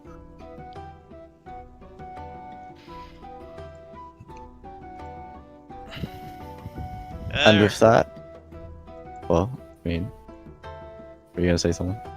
Marcus just said, which way do you think we should go? It's about evening. What's the fastest route? Aren't Just you looks the good. one with the map? Yeah, Marcus, aren't you holding the map? I've been reading this book. And you can. You The should've map's given in it the up to me. cart. On the map, it would basically there's no evidence of what this place is. You could probably best assume it to be a small village. Is there a William, do fort? you know anything about this place? Yeah, this was the town that I was originally from, not village.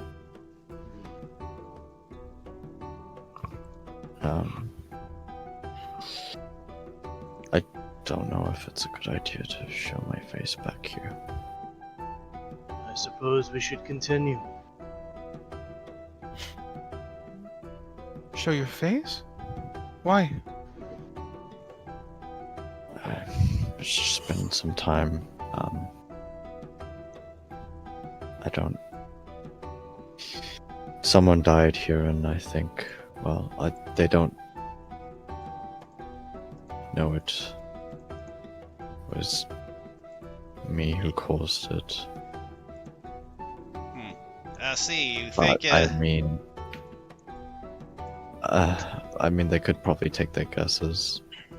They don't have proof exactly, but I disappeared a few days shortly after the death, so I doubt they'll care much for your eating proof. yeah. I mean, they're probably they'll think what they want. And Do you have anything there you would like retrieved? not really, no.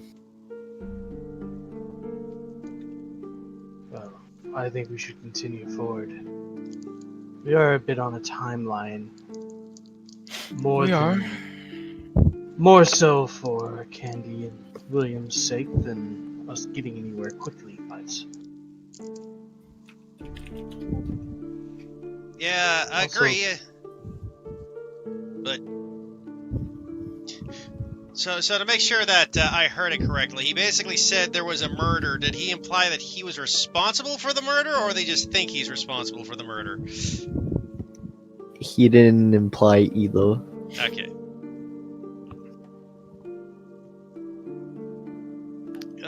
I suppose it might be best just to get going then. That's what you think, Einar? Yes. What about you, Candy?